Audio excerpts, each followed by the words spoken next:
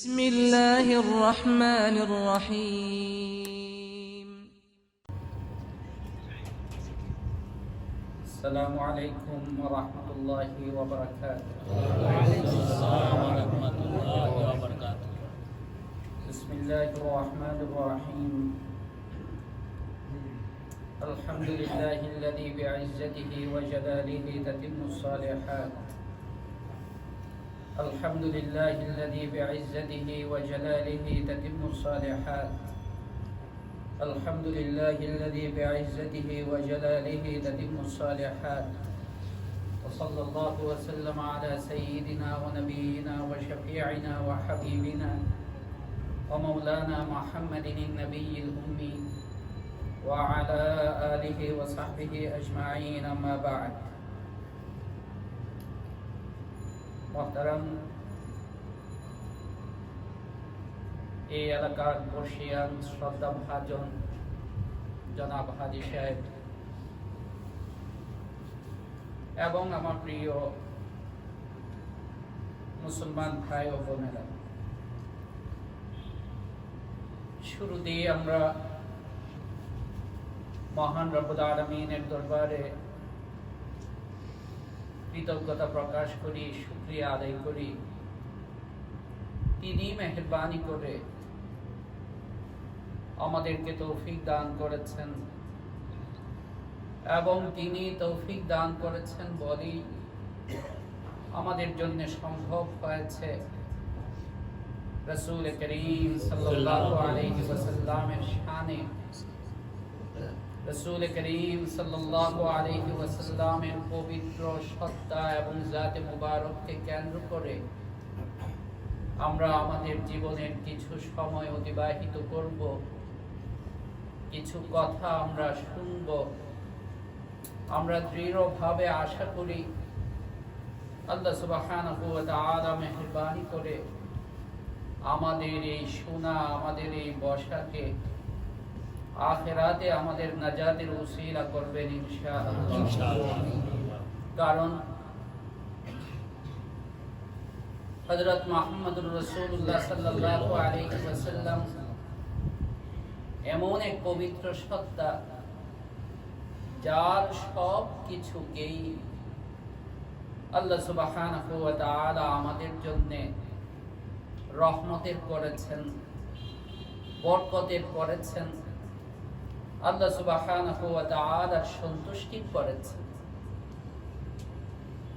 রাসূল করিম সাল্লাল্লাহু আলাইহি ওয়াসাল্লাম সন্তুষ্ট তো আল্লাহ সন্তুষ্ট, আল্লাহ সুবহানাহু ওয়া তাআলা সন্তুষ্ট তো রাসূল করিম সাল্লাল্লাহু আলাইহি ওয়াসাল্লাম সন্তুষ্ট। একজনের আরেকজনের সঙ্গে, যদিও একজন হচ্ছেন বান্দা আরেকজন হচ্ছেন মাবুদ, যদিও একজন হচ্ছেন খালিক আরেকজন হচ্ছেন মাখলুক, একজন আল্লাহ আরেকজন তার প্রেরিত বান্দা এবং রাসূল, কিন্তু তারপরেও এই দুজনের মাঝে যে গভীর সম্পর্ক, যে গভীর তাআল্লুক এবং যে ভালোবাসা এবং মহব্বত আমাদের মতো মানুষের জন্য তা বোঝা, অনুধাবন করা, উপলব্ধি করাও সম্ভব নয়। আল্লাহ সুবহানাহু ওয়া তাআলা যদি কোরআনে কারীমকে নাযিল করে এবং কোরআনে কারীমের আয়াত দ্বারা তাকে না চিনাইতেন, তার গুণাবলী আমাদের সামনে পেশ না করতেন এবং কেবল কোরআনে কারীমই নয়, এর আগে যত আম্বিয়া কেরাম আলাইহিমুস সালাতু ওয়াস সালাম অতিবাহিত হয়েছেন, কেবল তাই নয়, এই পৃথিবীতে আসার আগেই আল্লাহ সুবহানাহু ওয়া তাআলা সমস্ত রূহকে সৃষ্টি করেছেন, আমরা জানি এটা। এবং সমস্ত রূহকে সৃষ্টি করার পর আল্লাহ সুবহানাহু ওয়া তাআলা বিভিন্ন অঙ্গীকার নিয়েছেন। কোন অঙ্গীকার ছিল এরকম যা জেনারেল অঙ্গীকার, জেনারেল কমিটমেন্ট, কনফিডেন্ট, যা আল্লাহ সুবহানাহু ওয়া তাআলা সমগ্র মানব জাতি থেকে তিনি গ্রহণ করেছেন। আবার কিছু কমিটমেন্ট, কিছু অঙ্গীকার এরকম ছিল যা আল্লাহ সুবহানাহু ওয়া তাআলা তার বিশেষ নির্বাচিত বান্দাদের থেকে নির্বাচিত বান্দার জন্য গ্রহণ করেছেন। কোরআনে কারীমে সূরা আলে ইমরান আল্লাহ সুবহানাহু ওয়া তাআলা এই কথা ইরশাদ করেছেন, ওয়াইদ আখাযাল্লাহু মিসাকান নাবিয়্যিন, ও মানুষ তোমরা স্মরণ করো যখন আল্লাহ সুবহানাহু ওয়া তাআলা সমস্ত নবীদের থেকে, কার থেকে? সমস্ত নবীদের থেকে। নবীরা হচ্ছেন আল্লাহ সুবহানাহু ওয়া তাআলার ভিআইপি বান্দা, একান্ত নির্বাচিত বান্দা। তাদেরকে আল্লাহ সুবহানাহু ওয়া তাআলা একত্রিত করেছেন, সমস্ত আম্বিয়া কেরামকে। যত আম্বিয়া কেরাম একমাত্র আল্লাহ তাআলাই জানেন তাদের সঠিক সংখ্যা। সাধারণভাবে বলা হয় এই কথা, কোন কোন বর্ণনার মধ্যে এসেছে 1,24,000, মতান্তরে 2,24,000 বলা হয়, কিন্তু মৌলিকভাবে আরো বেশি হওয়ার কথা। আম্বিয়া কেরাম আলাইহিমুস সালাতু ওয়াস সালামের সংখ্যা, তাদের সবার রূহ থেকে আল্লাহ সুবহানাহু ওয়া তাআলা এই অঙ্গীকার গ্রহণ করেছেন যে আমার এমন এক রাসূল আসবেন, আমার এমন এক বান্দা আসবেন, মহান বান্দা আসবেন, যার নাম হবে আহমদ। যার নাম কি হবে? আহমদ। তাকে যদি তোমরা পাও, তাকে যদি তোমরা পাও, লা তুমিনুন্না বিহি ওয়া লা তানসুরুন্নাহু, অবশ্যই তোমরা তার প্রতি ঈমান আনয়ন করবে এবং তাকে তোমরা নুসরত করবে, সাহায্য করবে। এই আয়াত থেকে বোঝা যায় আমাদের প্যারে হাবিব সরওয়ারে কায়নাত তাজদারে মদিনা মুহাম্মদুর রাসূলুল্লাহ সাল্লাল্লাহু আলাইহি ওয়াসাল্লাম কেবল আমাদেরই নবী নন, তিনি নবীদেরও নবী ছিলেন। তিনি নবীদেরও নবী ছিলেন, যার নবুয়তের আল্লাহ সুবহানাহু ওয়া তাআলা সাক্ষ্য গ্রহণ করেছেন এবং যার নবুয়তের প্রতি ঈমান গ্রহণের সাক্ষ্য গ্রহণ করেছেন। কাদের থেকে? কাদের থেকে? নবীদের থেকে, আল্লাহ তাআলার বিশেষ বিশেষ নির্বাচিত বান্দাদের থেকে।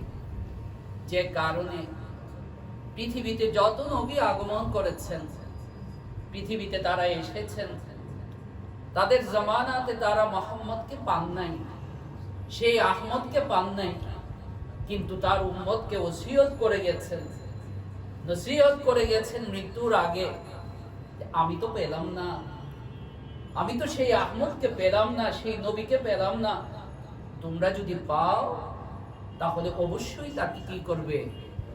সাহায্য করবে, তার প্রতি ঈমান আনয়ন করবে। মেরে ভাইও, আজকে এই বিষয় নিয়ে আলোচনা আমি করব না, কিন্তু কেবল আপনার হৃদয়কে জাগ্রত করার জন্য, আপনার অনুভূতিকে জাগ্রত করার জন্য, আমার হৃদয়, আপনার হৃদয় যেন এই বিষয়টা ফিল করতে শিখে, অনুধাবন করতে শিখে যে আমার উপর আল্লাহ তাআলা কত বড় মেহেরবানি, কত বড় মেহেরবানি, কত বড় মেহেরবানি যে এমন নবীর উম্মত হওয়ার তৌফিক তিনি আমাকে দান করেছেন। আমরা বলি আলহামদুলিল্লাহ, আলহামদুলিল্লাহ, আলহামদুলিল্লাহ। আল্লাহ তাআলার আর কোনো নিয়ামত যদি আমি নাও পেতাম, আর কোনো নিয়ামত আমার নাই, কেবল সারা জীবন শুকরিয়া আদায় করে সিজদার মধ্যে লুটিয়ে থেকে আল্লাহ তাআলার এই নিয়ামতটার শুকরিয়া আদায় করা আমার শেষ হবে না। আমার কোনো পয়সা লাগলো না, আমার কোনো মেহনত লাগলো না, আমার কোনো পরিশ্রম লাগলো না, আমার কোনো দরখাস্ত লাগলো না, আমার কোনো আপিল লাগলো না, কিচ্ছু লাগলো না, কুছ না, আমার কিছুই লাগে নাই, একমাত্র আল্লাহ রাহিম ও করিম, আল্লাহ মেহেরবান, একমাত্র তিনি মেহেরবানি করে আমাকে এই অনুগ্রহ, এই নিয়ামতটা তিনি দান করেছেন। আমরা আবার বলি আলহামদুলিল্লাহ। মাগনা পাইলে কদর থাকে না, কথায় আছে কি আছে? মাগনা পাইলে কদর থাকে না। মাগনা পেয়ে গেছি, তো মাগনা পেয়ে গেছি, আবার দিলের সেই অনুভূতিও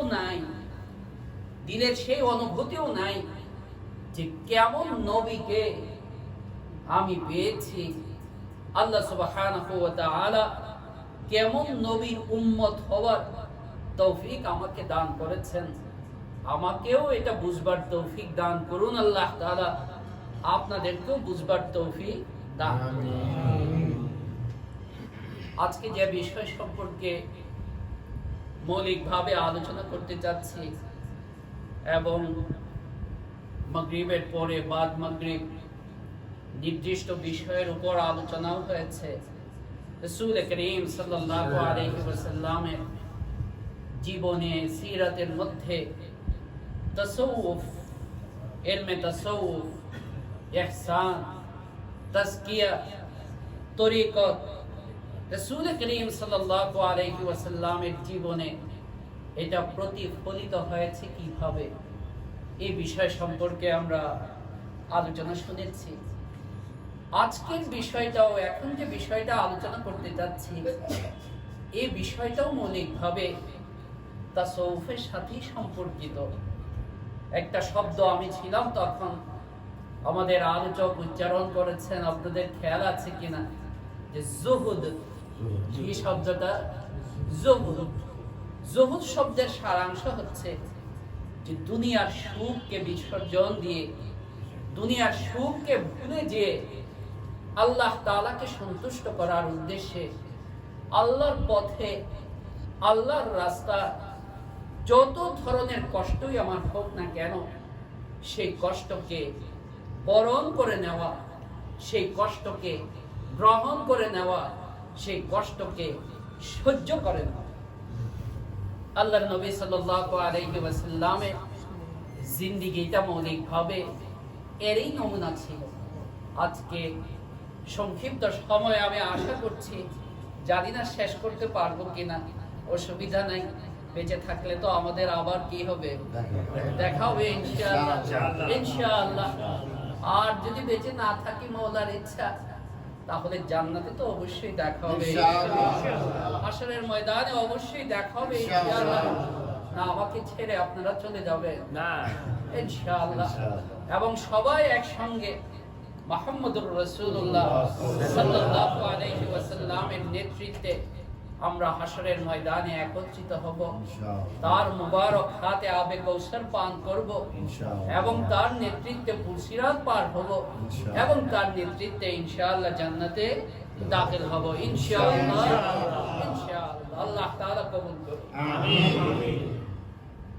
আজকে যে বিষয়টা আলোচনা করতে যাচ্ছি, এই বিষয়টার শিরোনামটা হচ্ছে নবী জীবনের কষ্টের দিনগুলো। নবী জীবনের কষ্টের দিন। আমাদের সমাজে, আমাদের বাংলাতে, আমাদের সমাজে একটা কথা প্রচলিত আছে যে দুঃখে যার জীবন গড়া তাদের আবার দুঃখ কিসে। দুঃখে যাদের জীবন গড়া তাদের আবার দুঃখ কিসে।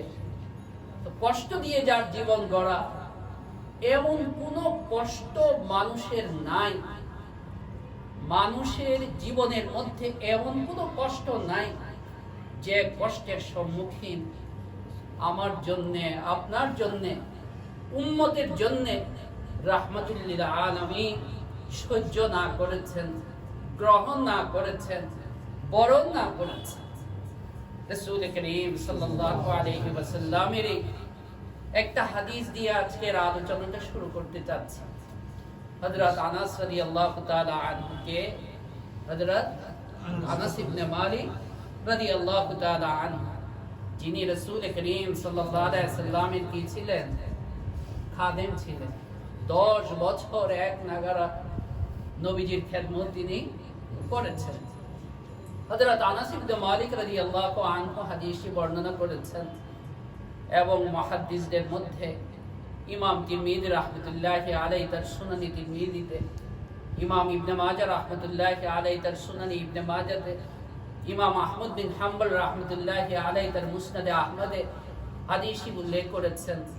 হযরত আনাস বলেন, রাসূল করিম সাল্লাল্লাহু আলাইহি ওয়াসাল্লাম নিজে বলেছেন, রাসূল করিম সাল্লাল্লাহু আলাইহি ওয়াসাল্লাম নিজে বলেছেন, লাকাদ উযিতু ফিল্লাহি ওয়া মা ইউযা আহাদুন, আল্লাহর রাস্তায় আমাকে এত কষ্ট, এত নিপীড়ন, এত জুলুম আমাকে সইতে হয়েছে যা কারো কোনোদিন হয়নি। ওয়ালাকাদ উখিফতু ফিল্লাহি, আল্লাহর রাস্তায় এত ভয় ভীতি, এত ধমক হুমকি, এত থ্রেটের সম্মুখীন আমাকে হতে হয়েছে যা কারো কোনোদিন হয়নি। এমনও দিন গিয়েছে, দিনের পর দিন গিয়েছে, আমাদের ঘরে কোনো খাবার ছিল না। সামান্য একটু বগলের জায়গাটা, সামান্য একটা মানুষের বগলের জায়গা, এতটুকু পরিমাণ খাবারও আমাদের ছিল না। কে বলেছেন? রাসূল করিম সাল্লাল্লাহু আলাইহি ওয়াসাল্লাম নিজে বলেছেন এই কথা।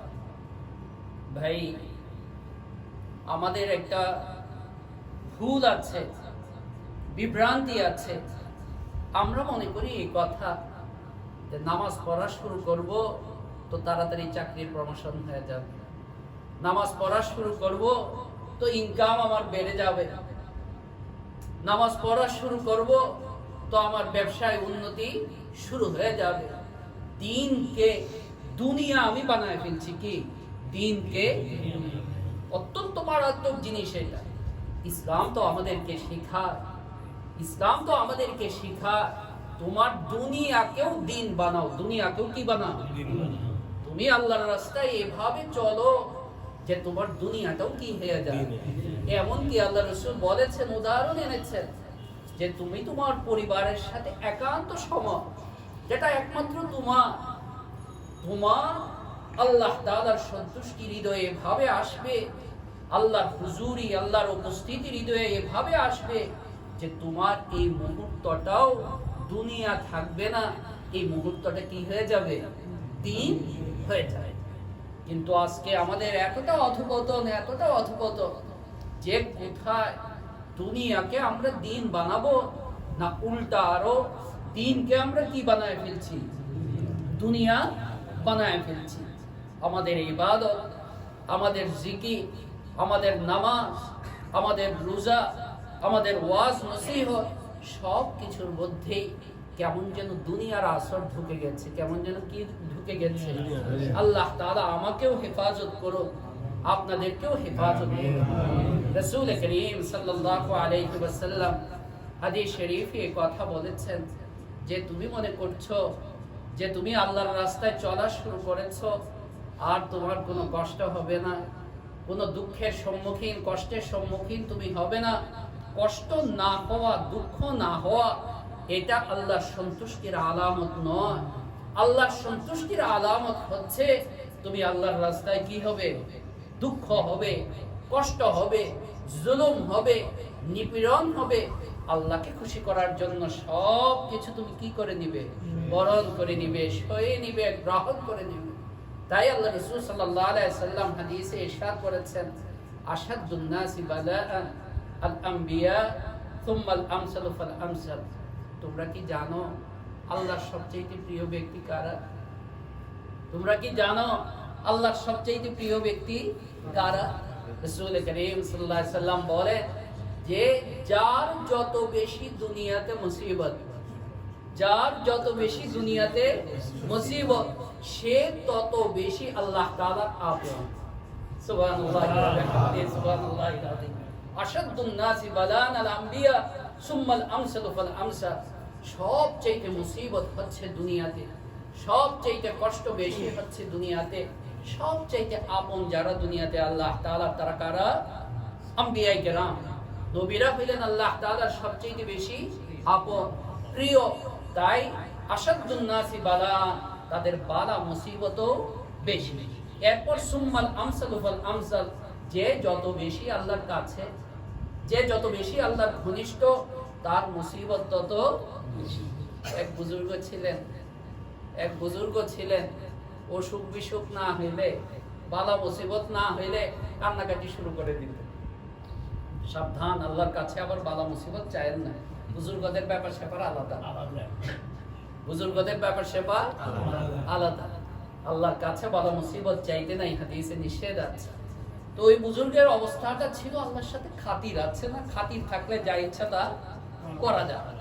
তো ওই বুজুর্গের অবস্থা ছিল এরকম যে ওনার যদি বালা মুসিবত না হইতো, দুঃখ কষ্ট অসুখ বিসুখ না হইতো, তো কান্নাকাটি শুরু করে দিতেন আর বলতেন, হায় হায় হায় হায়, আমার আল্লাহ বুঝি আমার উপরে অসন্তুষ্ট, আমার আল্লাহ বুঝি আমার উপরে অসন্তুষ্ট।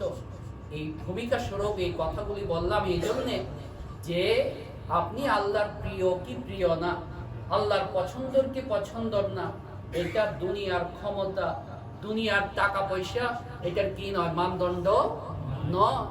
দুনিয়াতে বরং মুসিবত হওয়া, কষ্ট হওয়া, অভাব অনটন হওয়া, দরিদ্রতা হওয়া, বিভিন্ন জুলুম নিপীড়নের সম্মুখীন আপনি হওয়া, এটা আল্লাহ তাআলার কাছে হওয়ার আরো বড় মাধ্যম এবং উপায়।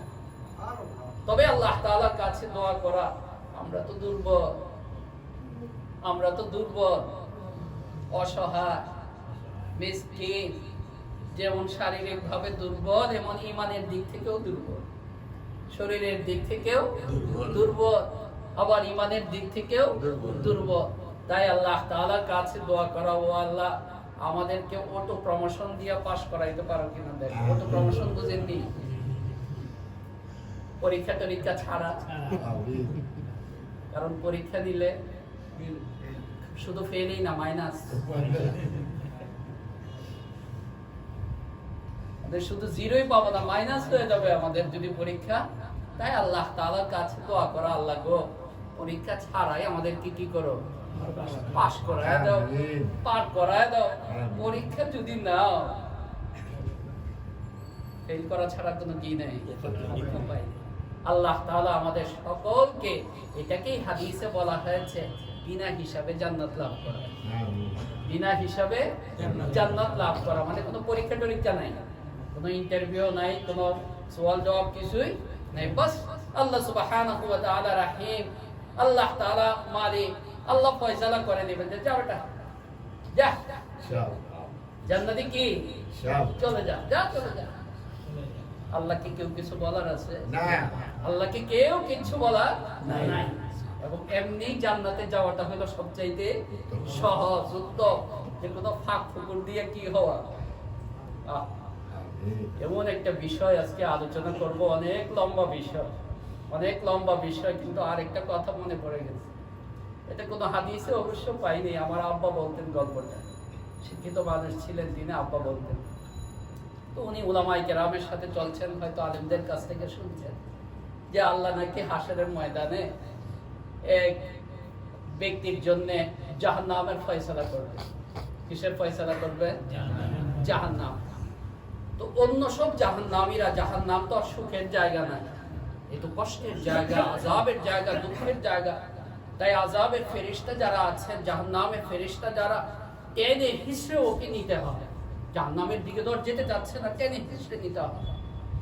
কিন্তু ওই ব্যক্তিকে আল্লাহ যখন ফয়সালা শুনাইলেন আল্লাহর তরফ থেকে যে তুই কি জাহান্নামে, যে একে ধরে কোথায় নিয়ে যা, জাহান্নামে নিয়ে যা, তখন ফেরেশতারা ধরার আগেই ও নিজেই জাহান্নামের দিকে দৌড় শুরু করে দিল। ও নিজেই জাহান্নামের দিকে কি শুরু করে দিয়েছে? ফেরেশতারা তো হতবাক, ফেরেশতারা হতবাক। ও আল্লাহ, এটা তোমার কেমন বান্দা, অন্যদেরকে পিটায়া টেনে হিসড়ে নেওয়া যায় না, আর তোমার এই বান্দা জাহান্নামের দিকে দৌড় শুরু করছে, জাহান্নামের দিকে। আল্লাহ বলেন থামাও, থামাও আমার এই বান্দারে। কি রে, জাহান্নামের দিকে এরকম দৌড়াচ্ছ তুমি, বিষয়টা কি?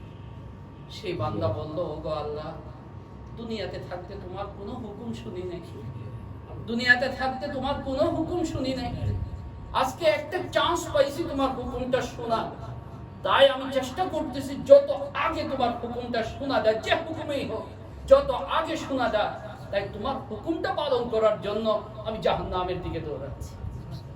আল্লাহ তাআলার রহমত তার উপরে হয়ে যাবে। আল্লাহ বলবেন যে যা, আমার এই বান্দারেও মাফ করে দিলাম। আল্লাহ মাফ করবেন ইনশাআল্লাহ। একটু উসিলা লাগবে, আল্লাহ মাফ করবেন ইনশাআল্লাহ। উসিলা দিয়ে আল্লাহ কি করবে? মাফ করবেন। রাসূল করিম সাল্লাল্লাহু আলাইহি ওয়াসাল্লামের জীবনটা এবং তার জীবনের যে কষ্টগুলো আমরা এই দুই হাদিসটা থেকে বুঝতে পারছি। একটা হাদিস যা নবীজি নিজেই আমাদের সামনে প্রকাশ করেছেন, তার জীবনের একটা পরিপূর্ণ চিত্র সংক্ষেপে, যে আল্লাহর রাস্তা এত কষ্ট, এত নিপীড়ন আমাকে সহ্য করতে হয়েছে যা কারো কোনোদিন ভয় দেয়। আল্লাহর রাস্তা এত হুমকি ধুমকি, এত ভয় ভীতি আমাকে সহ্য করতে হয়েছে যার কারো কখনো হয়নি। আর দ্বিতীয় নম্বর হাদিসটা বললাম যে আল্লাহর রাস্তায় কষ্ট সহ্য করা, আল্লাহর রাস্তায় কষ্ট হওয়া, বালা মুসিবত হওয়া এবং সেটাকে গ্রহণ বরণ সহ্য করে নেওয়া, এটা আল্লাহ তাআলার পছন্দ এবং ভালোবাসার আলামত। নবীজিকে তিনি সবচেয়ে বেশি ভালোবাসেন বলেই তার কষ্টটাও বেশি ছিল, তার দুঃখটাও বেশি ছিল, তার উপর জুলুম নিপীড়নও বেশি ছিল। আসুন শুরু করি নবী জীবনের কষ্টের দিনগুলো, নবী জীবনের মুহূর্তে দিন। একজন মানুষের এই পৃথিবীতে আসার বাহ্যিক মাধ্যম হচ্ছে তাকে পিতামাতা। এই পৃথিবীতে আসার বাহ্যিক মাধ্যম হচ্ছে কে? পিতা মাতা।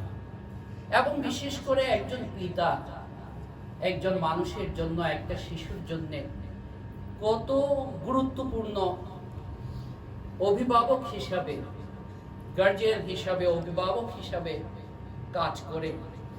কিন্তু প্যারে হাবিব সাল্লাল্লাহু আলাইহি ওয়াসাল্লামের জীবনের শুরুর আগেই, দুনিয়াতে আসার আগেই আল্লাহ সুবহানাহু ওয়া তাআলার ইচ্ছা ফয়সালা, এই কষ্ট তাকে সহ্য করতে হয়েছে আল্লাহকে সন্তুষ্ট করার জন্য।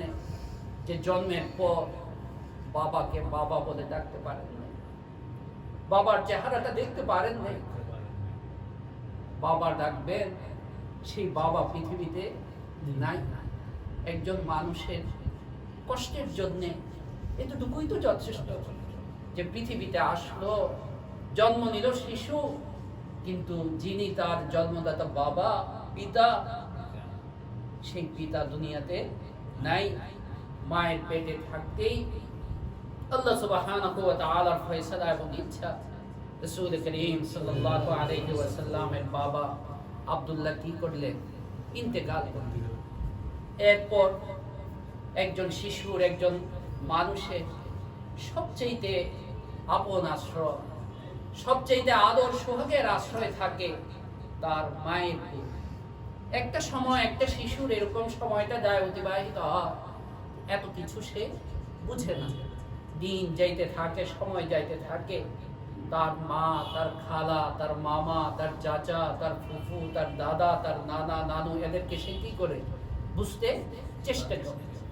এবং বিশেষ করে যখন 5 বছর, 6 বছর, 7 বছর, 8 বছর হয়, তখন বাবার গুরুত্ব, মায়ের গুরুত্ব, কার কি আদর কি, এই জিনিসগুলি একটা শিশু উপলব্ধি করতে শিখে এবং বুঝতে শিখে।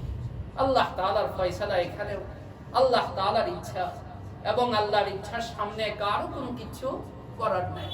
দয়ার নবী রাহমাতুল লিল আলামিন বাবাকে হারাইলেন এই দুনিয়াতে আসার আগে, আর দুনিয়াতে আসার পর একমাত্র সম্বল তার মায়ের আঁচল ছিল, মায়ের আশ্রয় ছিল।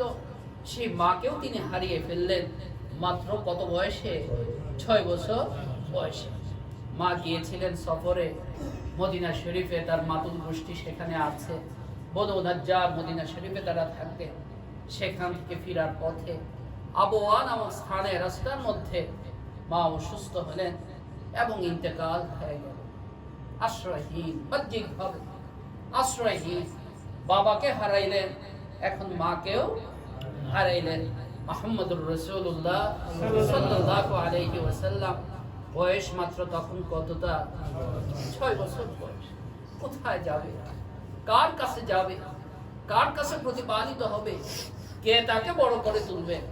ভাইও, আল্লাহ দেখান আমাদেরকে আম্বিয়া কেরাম বাগের কমে সব হচ্ছে এই উম্মতে মুহাম্মদীর জন্য শিক্ষা গ্রহণ করা শিক্ষা। যে দেখো মূল জিম্মাদার কে? আল্লাহ সুবহানাহু ওয়া তাআলা। মূল অভিভাবক কে? হাসবুনাল্লাহু ওয়া নি'মাল ওয়াকিল, নি'মাল মাওলা ওয়া নি'মাল নাসীর। হাসবুনাল্লাহু ওয়া নি'মাল ওয়াকিল, নি'মাল মাওলা ওয়া নি'মাল নাসীর। যার অভিভাবক হচ্ছেন স্বয়ং আল্লাহ সুবহানাহু ওয়া তাআলা, যাকে প্রতিপালন করবেন স্বয়ং আল্লাহ সুবহানাহু ওয়া তাআলা। আল্লাহ দেখায় দিলেন বাবা নাই, আল্লাহর দায়িত্বে, চিন্তা করার কিছু নাই। মা নাই, আল্লাহর দায়িত্বে, চিন্তা করা কিছু নাই। কিন্তু তারপরেও দুনিয়া তো চলে একটা সম্বল দিয়ে, একটা উসিলা দিয়ে, একটা বাহ্যিক সম্বল দিয়ে। রাসূল করিম সাল্লাল্লাহু আলাইহি ওয়াসাল্লাম পিতাকেও হারাইলেন, মাকেও হারাইলেন। শেষ পর্যন্ত দাদা তখনও জীবিত ছিলেন, আব্দুল মুত্তালিব, এবং আপনারা জানেন যে অত্যন্ত বংশীয় মর্যাদা সম্পন্ন ছিলেন, সর্দার ছিলেন। শেষ পর্যন্ত রাসূল করিম সাল্লাল্লাহু আলাইহি ওয়াসাল্লাম দাদার কুলে, দাদার ঘরে প্রতিপালিত হওয়া শুরু করলেন। আল্লাহ তাআলার ফয়সালা, আল্লাহ তাআলার ইচ্ছা। দুঃখে যার জীবন গড়া, তার আবার দুঃখ কিসে? একটার পর একটা, একটার পর মাত্র 2 বছর অতিবাহিত হতে না হতে, 2 বছর অতিবাহিত হতে না হতে 8 বছর বয়সে দাদাকেও তিনি হারিয়ে ফেললেন। মা গেল, বাবা গেল, দাদা গেল। শেষে চাচা দাদার ইন্তেকালের আগে দাদা বিশেষভাবে নসিহত করলেন, বিশেষভাবে নির্দেশ দিলেন তার সবচেয়ে প্রিয় সন্তান রাসূল করিম সাল্লাল্লাহু আলাইহি সাল্লামের চাচার হাতে রাসূল করিম সাল্লাল্লাহু আলাইহি ওয়াসাল্লামকে তিনি কি করলেন? আবু তালিবের হাতে তুলে দিলেন এবং নসিহত করে গেলেন যে আমি তো চলে যাব, তুমি আমার এই নাতিকে কি রাখবে? খেয়াল রাখবে। আবু তালিব জীবনের শেষ পর্যন্ত অক্ষরে অক্ষরে তার বাবার এই ওসিয়ত এবং নির্দেশ তিনি পালন করেছেন। নিজের অনেক সন্তান ছিল, নিজের সন্তানদের চাইতেও বেশি রাসূল করিম সাল্লাল্লাহু আলাইহি ওয়াসাল্লামকে তিনি আদর করতেন, রাসূল করিম সাল্লাল্লাহু আলাইহি ওয়াসাল্লামকে তিনি লালন করতেন, রাসূল করিম সাল্লাল্লাহু আলাইহি ওয়াসাল্লামকে তিনি ভালোবাসতেন, মহব্বত করতেন। দিন যায়, বছর যায়, আস্তে আস্তে আল্লাহ সুবহানাহু ওয়া তাআলার পক্ষ থেকে নবুয়তের যে সময়, নবুয়ত প্রকাশের যে সময়, ওহী আসার সময়, আল্লাহ সুবহানাহু ওয়া তাআলা রাসূল করিম সাল্লাল্লাহু আলাইহি ওয়াসাল্লামের সেই ঘোষণা ইকরা বিসমি রাব্বিকাল্লাযী খালাকের মাধ্যমে দিয়ে দিলেন পবিত্র হেরা গুহা, পবিত্র হেরা গুহা। তিনি নবী হিসাবে, রাসূল হিসাবে, দাঈ হিসাবে, আল্লাহর পথে দাওয়াত দেওয়ালা হিসাবে তিনি এই পৃথিবীতে আগমন করেছেন। এই বিষয়টা প্রকাশ পেয়ে গেছে এবং রাসূল করিম সাল্লাল্লাহু আলাইহি ওয়াসাল্লাম তার দাওয়াতও তিনি শুরু করলেন। একজন মানুষের সম্পর্ক 2 ধরনের। একজন মানুষের সম্পর্ক 2 ধরনের। একটা সম্পর্ক হচ্ছে তার বাহ্যিক সম্পর্ক, মা বাবা, সন্তানাদি, পিতামাতা। আরেকটা সম্পর্ক হচ্ছে তার আধ্যাত্মিক সম্পর্ক, রূহানি সম্পর্ক, রূহের সম্পর্ক। মানুষের মূল সম্পর্কটা হচ্ছে তার রূহের সম্পর্ক। মূল সম্পর্কটা কি? রূহের সম্পর্ক। তাই রূহ যদি পবিত্র থাকে, তার সবচেয়ে বড় সম্পর্ক হচ্ছে আল্লাহ সুবহানাহু ওয়া তাআলার সঙ্গে। আল্লাহ সুবহানাহু ওয়া তাআলার সম্পদ। কারণ আমরা দেখি, আমরা জানি যে মানুষের যে এই দেহ, মানুষের যে এই শরীর, এই দেহ আসলে কি না, মানুষ না। আমি মনে করতেছি আমার বাবা, আমি মনে করছি আমার সন্তান, আমি মনে করছি আমার ভাই বোন, কিন্তু কি আজব, কি আশ্চর্য, কি আশ্চর্য যে চোখ আছে, হাত আছে, পা আছে, সব কিছু আছে, কিন্তু তারপরেও আমার বাবার জায়গা তার বেডরুমে হয় না, আমার মায়ের জায়গা তার বেডরুমে হয় না, আমার জায়গা আমার রুমে হয় না। এই যে অ্যাম্বুলেন্স দিয়ে বের হইলাম, আর ভিতরে ঢোকার কি নাই, সুযোগ নিচে গ্যারেজের মধ্যে, গাড়ি পার্কিং এর মধ্যে আমার স্থান। যে মেয়ে বেশি কান্নাকাটি করছে কিংবা যে ছেলে বেশি কান্নাকাটি করছে, তাকে যদি আপনি বলেন যে ঠিক আছে, তুমি যেহেতু বাবাকে বেশি ভালোবাসো, বাবাকে তোমার বাসায় তুমি নিয়ে যাও, রাজি হবে? রাজি হবে? রাজি হবে। সব আছে, হাত আছে, পা আছে, দেহ আছে, সেই সুরতি আছে, কিন্তু তারপরেও কেউ রাজি না। কারণ আসল জিনিস নেই। আসল জিনিস, আসল জিনিস কি? রূহ। আসল জিনিস হচ্ছে রূহ। কথাটা এই জন্য বললাম যে মানুষের আসল সম্পর্ক হচ্ছে রূহের সাথে। কার সাথে? আল্লাহ সুবহানাহু ওয়া তাআলার সাথে। যখন রাসূল করিম সাল্লাল্লাহু আলাইহি ওয়াসাল্লামের উপর ওহী চলে আসলো, আল্লাহ সুবহানাহু ওয়া তাআলার সাথে তার রূহের সম্পর্ক আগেও ছিল, এখন আরো বেশি এটা মজবুত, আরো বেশি দৃঢ় এবং আরো বেশি এটা প্রকাশ পেয়ে গেছে। এই যে মজা, এই সম্পর্কের যে মজা, এই সম্পর্ক দুনিয়ার কোন জাগতিক সম্পর্কের মজার সাথে তুলনা হয় না। তাই রাসূল করিম সাল্লাল্লাহু আলাইহি ওয়াসাল্লামের আরেকটা কষ্ট, যেটা জাগতিক নয়, আধ্যাত্মিক, সেই কষ্টটা হইল ওহী আসলো কিন্তু আসার পরে বন্ধ হয়ে গেল, আর ওহী আসে না। জ্বলন দিলের মধ্যে পয়দা হয়ে গেছে। কাকে চাই? আল্লাহকে চাই, আল্লাহর মারিফাতকে চাই। এবং আল্লাহর কালাম শুনলাম, কোরআন শুনলাম, জিবরিল আসলো, মুলাকাত করলো, দেখা করলো। এই যে একটা অশরীরী তৃপ্তি এবং স্বাদ, এটা যে না পাইছে বলতে পারবে না। এর যে মজা। রাসূল করিম সাল্লাল্লাহু আলাইহি ওয়াসাল্লামের আরেক কষ্ট শুরু হইল, ওহী যে বন্ধ হইল, ওহী আসে না। সুম্মা ফাতারাল ওয়াহয়ু, হাদিসের মধ্যে এসেছে, ওহী যে বন্ধ হইল আর ওহী আসে না। আবার কবে আসবে, আবার কবে আসবে? এরপর আবার ওহী আসলো। আল্লাহ তাআলা নির্দেশ দিয়ে দিলেন, ইয়া আইয়ুহাল মুদ্দাসসির, ইয়া আইয়ুহাল, হে কমলিওয়ালা, হে কমলিওয়ালা। কত আদরের ডাক এটা! এসব না থাকলে দিলে আপনি বুঝবেন না। এই যে কত আদরের ডাক! নবীজিকে কি ডাক দিয়েছেন আল্লাহ তাআলা? কমলিওয়ালা মানে কম্বলাবৃত। অন্য সূরার মধ্যে আছে ইয়া আইয়ুহাল মুজাম্মিল। কি অর্থ? ইয়া আইয়ুহাল মুদ্দাসসির, হে কম্বলাবৃত, চাদরাবৃত, কমলিওয়ালা, কোন মেন্টালি প্রস্তুত হও। তোমার এই রাস্তা আরামের রাস্তা না। কোন দাঁড়াও, স্ট্যান্ড আপ, শটান হও। কারণ তুমি যে রাস্তার পথিক হতে যাচ্ছ, এই রাস্তা কিসের রাস্তা না? আরামের রাস্তা না। এই রাস্তা ঘুমানোর রাস্তা না। এই রাস্তা বিশ্রামের রাস্তা না। এই রাস্তা সুখের রাস্তা না। এই কোন, দেখেন এক শব্দের মধ্যে আল্লাহ তাআলা পুরা মানসিক ভাবে নবী নিজেকে প্রস্তুত এবং তৈরি করে নেওয়া। না সোজা হয়ে দাঁড়াও, বলে কি বলে না, লেফট রাইট, লেফট রাইট, কি করো, কি বলে, স্ট্যান্ড আপ, একদম কি হয়ে যাও, কোন, এটারই আগে হচ্ছে কোন, একদম শঠান হয়ে যাও, সোজা হয়ে যাও। আল্লাহ বুঝায় দিলেন যে সামনে তোমার জন্য অনেক অপেক্ষা করছে, অনেক কিছু অপেক্ষা করছে, তাই তুমি শটান হয়ে যাও। ফাআনজির ওয়া রাব্বাকা ফাকাব্বির ওয়া সিয়াবাকা ফাতাহহির। আল্লাহ তাআলার কথা বলতে তুমি শুরু করে দাও। দেখবে দেখবে যে মক্কার লোকেরা তোমাকে আলামিন বলতো, কতটা বিশ্বাস তোমার উপরে তাদের, কতটা আস্থা তোমার উপরে তাদের, যে সবার আমানত তোমার কাছে রাখে। তুমি কখনো মিথ্যা বলো না, তুমি কখনো ঠকবাজি করো না, তুমি কখনো ধোঁকাবাজি করো না। তোমার নামই কি? আলামিন।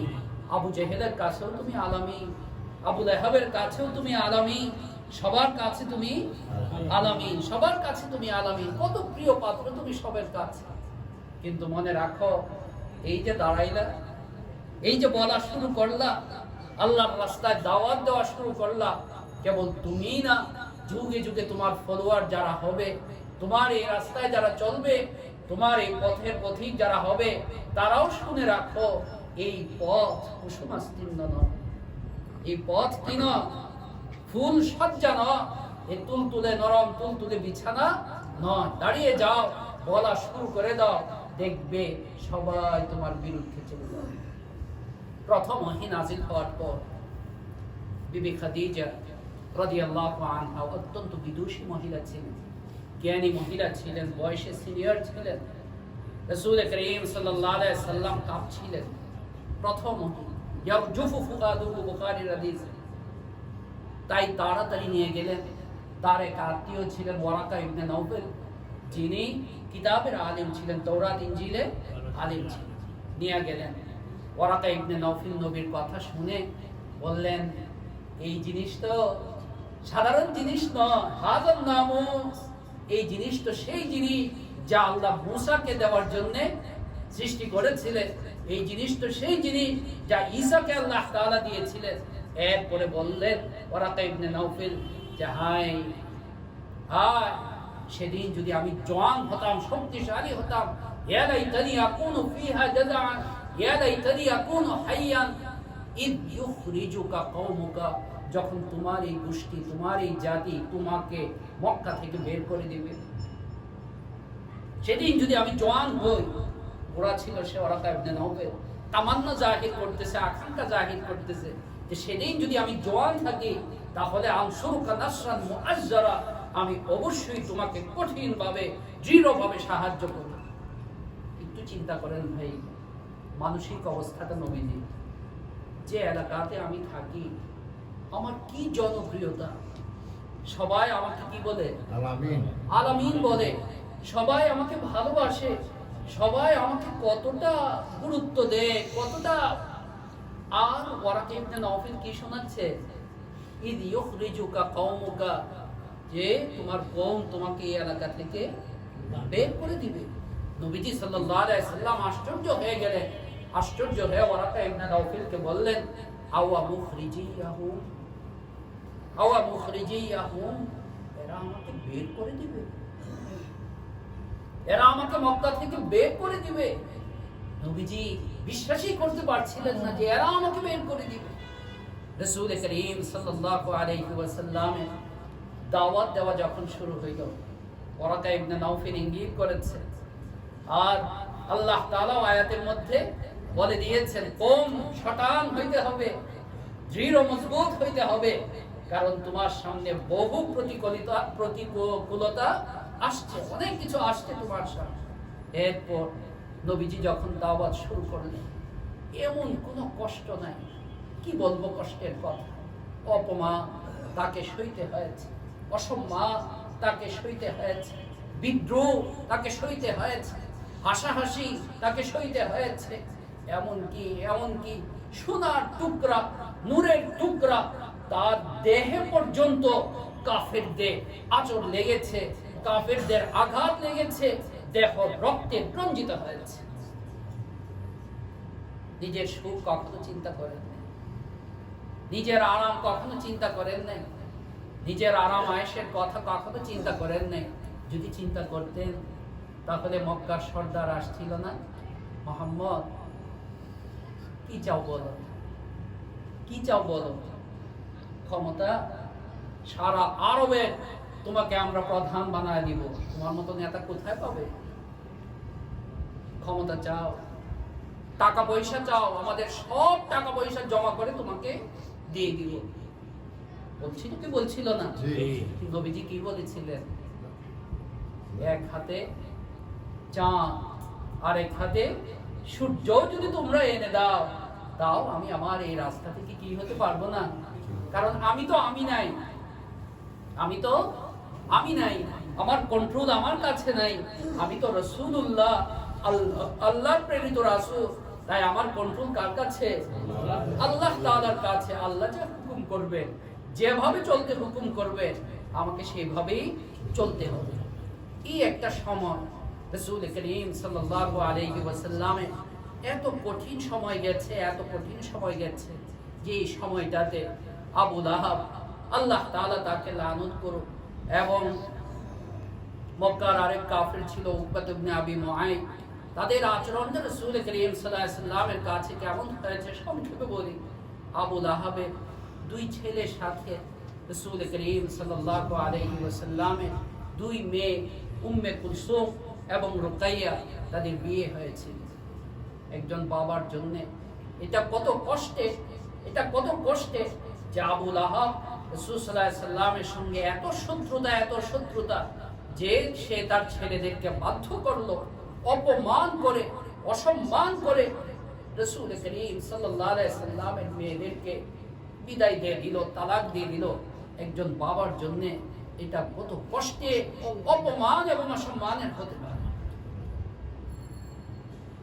এরপর রাসূল করিম সাল্লাল্লাহু আলাইহি ওয়াসাল্লাম বের হন, ময়লা ছুঁড়ে মারে, পাথর ছুঁড়ে মারে, এবং অবস্থাটা কেমন হয়েছে আপনারা জানেন যে রাসূল করিম সাল্লাল্লাহু আলাইহি ওয়াসাল্লামের পাশেই ছিল, কাছাকাছি ছিল আবু লাহাবের বাড়ি।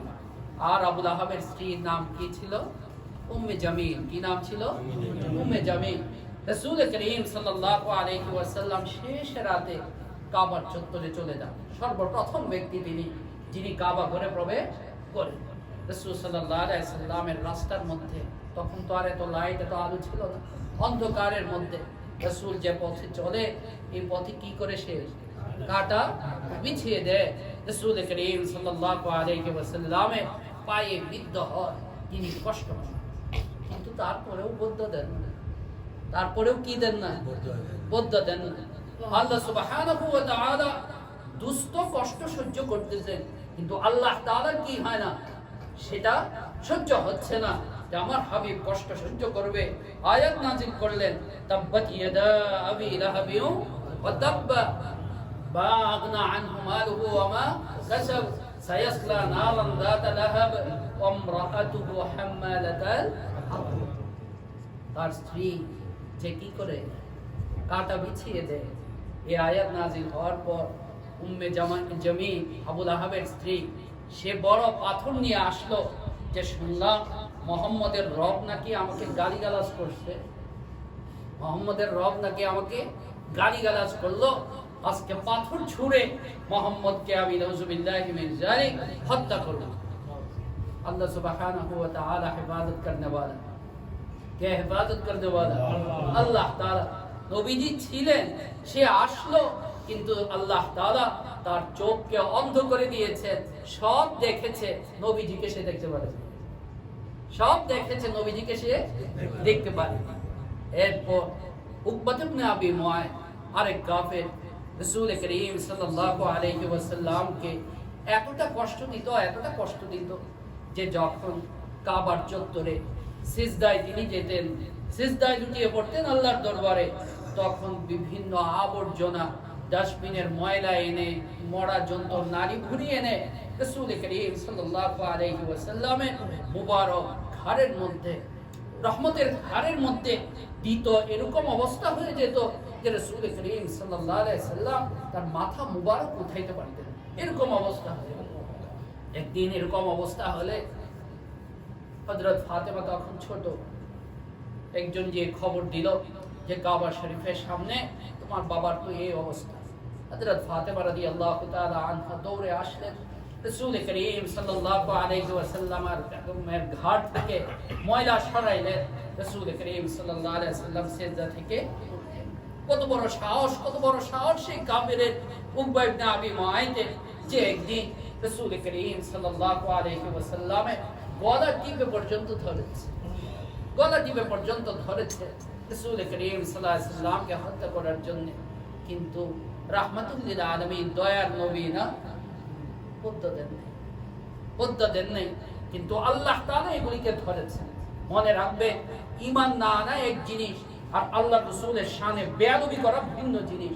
আল্লাহ তাআলা তার নবীর প্রতি ঈমান না আনা এটা আল্লাহ সহ্য করে, কিন্তু নবীর শানে বেয়াদবি করা এটা আল্লাহ কখনো কি করেন না, সহ্য করেন না। পুলিশ বেষ্টিত কিছুদিন আগে কার্টুনিস্ট নবীজির বিদ্রূপে কার্টুন তৈরি করলো, পুলিশ প্রহরায় সে সব সময় চলে, নিরাপত্তা কর্মীদের দ্বারা বেষ্টিত হয়ে চলে, কিন্তু নবীর শানে বেয়াদবি করার কারণে সেই পুলিশের গাড়িতে আগুন লেগেই আগুনে প্রজ্বলিত হয়ে সে মারা গেছে। ঠিক কি ঠিক না? আল্লাহ তার নবীর শানে বেয়াদবি সহ্য করেন। মনে রাখবেন এই কথাটা। নবীর প্রতি ঈমান না আনা, নবীর সুন্নত না মানে অনুসরণ না করা, এটা এক জিনিস, আর নবীর শানে বেয়াদবি করা ভিন্ন জিনিস। আল্লাহ তাআলা এগুলিকে ধরেছেন, প্রত্যেকটাকে ধরেছেন। আবু লাহাবের অবস্থা কেমন হয়েছিল, এমন রূপ তার, এমন রূপ, শেষে তার ছেলেরা পর্যন্ত তাকে ঘরছাড়া করে দিয়েছে, দূরে রেখে এসেছে, মারা গেছে, লাশের কাছেও কেউ যায় না। কতটা কঠিন মৃত্যুটা। উকবাত ইবনে আবি মুআইতের অবস্থা এরকম হয়েছে যে এক সফরে জঙ্গল থেকে এক হিংস্র প্রাণী এসে তাকে আক্রমণ করে তাকে শেষ করে দিয়েছে। রাসূল করিম সাল্লাল্লাহু আলাইহি সাল্লামের শানে বেয়াদবি করেছে, আল্লাহ তাআলা তাকে অবশ্যই ধরেছে। এরপর মক্কার আরেক কাফির ছিল, আপনারা জানেন সবাই, আবু জাহল। রাসূল করিম সাল্লাল্লাহু আলাইহি ওয়াসাল্লামকে কষ্ট দেওয়া, রাসূল করিম সাল্লাল্লাহু আলাইহি ওয়াসাল্লামকে হত্যা করার ষড়যন্ত্র করা। একদিন তো সে খুব উদ্যত, আজকে আমি মুহাম্মদকে হত্যা করবই, আজকে আমি মুহাম্মদকে হত্যা করবই। ঠিক আছে, কখন করবা? সবচেয়ে নির্জন সময় হচ্ছে সে যখন শেষ রাত্রে বের হয়, তখন কেউ সঙ্গে থাকবে না এবং কাবা শরীফে আসবে, নামাজ পড়তে আসবে, তখন আমি তাকে পাথর নিক্ষেপ করে তাকে কি করব? হত্যা করব। আল্লাহ সুবহানাহু ওয়া তাআলা হেফাজত করনে ওয়ালা। আবু জাহেল রেডি হয়ে আছে, আল্লাহ হেফাজত রেডি হয়ে আছে। ফিরে আসলো, তার দোস্ত তারে জিজ্ঞেস করে, কি দোস্ত ফিরে আসলা যে? ও বাইরে ভাই কি বলবো, আমার সামনে এমন এক বিশাল উট, আমি জীবনে কখনো দেখিনি এত বিশাল উট, আমাকে গ্রাস করার জন্য, খাওয়ার জন্য অগ্রসর হয়, ভয়ে আমি চলে আসছি। হেফাজত করতে ওয়ালা কে? আল্লাহ সুবহানাহু ওয়া তাআলা। এরপর রাসূল করিম সাল্লাল্লাহু আলাইহি ওয়াসাল্লামের জীবনে কেবল রাসূলের জন্যই নয়, এটা তার পরিবারের যারা ছিল, বনু হাশিম যারা ছিল, তাদের সকলের জন্য এটা একটা কষ্টের একটা বছর। টানা 3 বছর, নবুয়তের 8ম বছর থেকে নিয়ে 10ম পর্যন্ত তারা সব মিলে, মক্কার কাফেররা মিলে শেষ পর্যন্ত যে আর কোনোভাবে থামাতে পারছে না, তো তারা সিদ্ধান্ত নিল বনু হাশিমকে আমরা বয়কট করব। বনু হাশিমকে কি করব? বয়কট করব। আপনারা জানেন শিয়াবে আবু তালেবের মধ্যে রাসূল করিম সাল্লাল্লাহু আলাইহি সাল্লাম এবং তার পরিবারের লোক যারা, তার বংশের লোক যারা, কবিলার লোক যারা, সবার সঙ্গে তারা বয়কট করলো। তাদের সঙ্গে কথা বলবে না, তাদের কাছে বিয়ে শাদী দিবে না, তাদের সাথে কোনো লেনদেন করবে না। তৎকালে তো আমার সঙ্গে আমার এলাকার লোকের যদি কেনাকাটা না হয়, তো ব্যবসায়ীরা চলতে পারবে, দোকানওয়ালারা চলতে পারবে। এক কঠিন অবস্থা রাসূল করিম সাল্লাল্লাহু আলাইহি ওয়াসাল্লামের অতিবাহিত হচ্ছে, কিন্তু চাচা আবু তালিব নেতা, তিনি সব ভাতিজাকে তার রাসূল সাল্লাল্লাহু আলাইহি সাল্লামকে সবভাবে তিনি আদর, সোহাগ, সাহায্য, সহযোগিতা করে যাচ্ছে, আর দুর্ভিক্ষ হয়ে যাচ্ছে এরকম অবস্থা। এর মধ্যে এদেরও কেউ কেউ যারা ভালো লোক ছিল, যেমন একজন ছিল আপনার মুতাইম ইবনে আলী, যার প্রশংসা রাসূল করেছেন হাদিসের মধ্যে। এরকম কয়েকজন মিলে যে দেখো আমাদেরই আত্মীয় স্বজন, আজকে তারা এরকম না খেয়ে দুর্ভিক্ষে তাদের এই অবস্থা হবে, এটা তোমরা সহ্য করবা, 1-2 করে তারা তৈরি। এর মধ্যে রাসূল করিম সাল্লাল্লাহু আলাইহি সাল্লাম চাচাকে বললেন, চাচা নতুন খবর জানে? কি খবর ভাতিজা? ওরা যে কাবা শরীফে, কাবার দেয়ালে ওরা যে এই যে বয়কটের যে চুক্তিনামা, বয়কটের যে অঙ্গীকারনামা এটা লিখে যে টানাইছিল, দেখেন যে এটা পোকা খেয়ে ফেলেছে। পোকা কি করেছে? খেয়ে ফেলেছে। আবু তালিব বের হয়ে আসলেন কাবা শরীফে, অন্য কাফেররাও হাজির, বললেন যে দেখো তোমাদের ওই চুক্তিনামার কি অবস্থা, অঙ্গীকারনামার কি অবস্থা। সুবহানাল্লাহি ওয়া বিহামদিহি সুবহানাল্লাহিল আযীম। যায়া দেখে তারা সব যত কথা আল্লাহর নাফরমানি, যত কথা ছিল সব ওই পোকা খেয়েছে, কেবল আল্লাহর নামটা যে ছিল এই নামটা ওইভাবেই আছে, এটাকে ওই পোকা খায়নি। কিন্তু তারপরেও চক্ষু খুলে না, তারপরেও চক্ষু খুলে না, অন্তর খুলে না। এই কঠিন অবস্থা থেকে আল্লাহ সুবহানাহু ওয়া তাআলা রাসূল করিম সাল্লাল্লাহু আলাইহি ওয়াসাল্লাম এবং তার পরিবারের লোকদেরকে উদ্ধার করলেন। এবং যে ওই চুক্তি অঙ্গীকার নামাটা লিখেছিল, সাহিফা বলা হয় এটাকে, অঙ্গীকার নামাটা লিখেছিল, তার নাম ছিল বাগীর ইবনে আমের।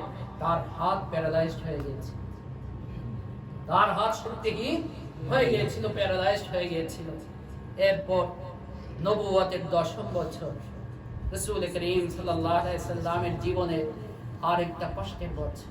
ঐতিহাসিকগণ এই বছরকে আমুল হুজুন তারা নাম দিয়েছেন। কি নাম দিয়েছেন? আমুল হুজুন, কষ্টের বছর। কেমন কষ্টের বছর? যে বাহ্যিকভাবে রাসূল করিম সাল্লাল্লাহু আলাইহি ওয়াসাল্লামের জন্য অত্যন্ত আশ্রয় হিসেবে ছিলেন চাচা আবু তালিব। চাচা আবু তালিবের ইন্তেকাল হয়ে যায় এই বছর। আবার মাত্র 3 দিন পর, আবু তালিবের মারা যাওয়া 3 দিন পর, তার যে প্রিয়তমা স্ত্রী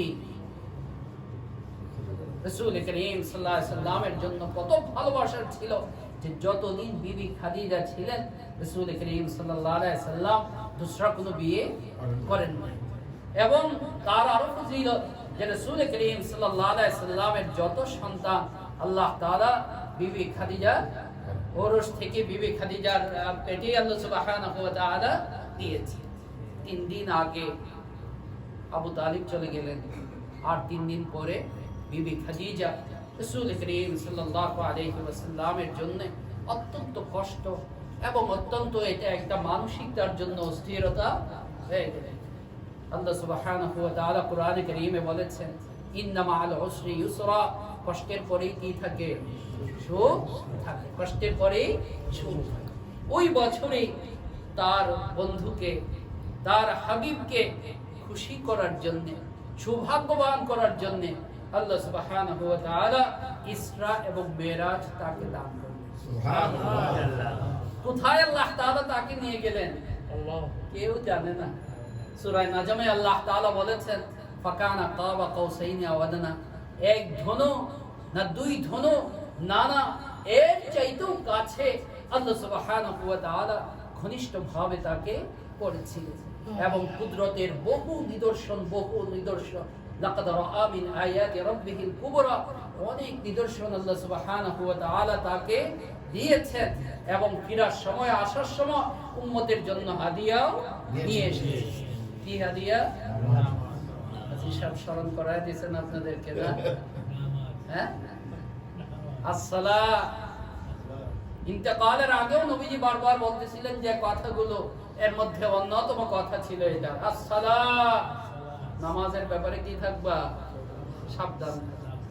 নামাজের ব্যাপারে ছাড়লাম না, সাকিবুল হাসানের পড়া একটু দেখে নেই না, একটু দেখে না, 1 মিনিট 2 মিনিট। ইন্না লিল্লাহি ওয়া ইন্না ইলাইহি রাজিউন, জামাত ফৌজ। আর জামাত ফৌজ পাওয়া মানে শয়তান আরো কি হয়ে যায়? আরো সুয়ার হয়ে যায়। এরপরে 8টার নামাজ যে আপনাকে কয়টা বাজাবে আপনি নিজেও জানেন না। জামাতেই যেহেতু চলে গেছে, আস্তে ধীরে পড়বে। প্রথম কিন্তু আপনি খুলছিলেন কেবল একটু কি দেখার জন্য, একটু জাস্ট নিউজটা কি করে ফেলি, টাইম যেহেতু আছে দেখে ফেলি, এক টিপ ওই টিপ, এই টিপ ওই টিপ। পরে যে কোথায় শয়তান নিয়ে গেছে, নফস নিয়ে গেছে, কেউ ধরতেও পারলেন না। আল্লাহ তাআলা আমাদের সকলকে হেফাজত করুন।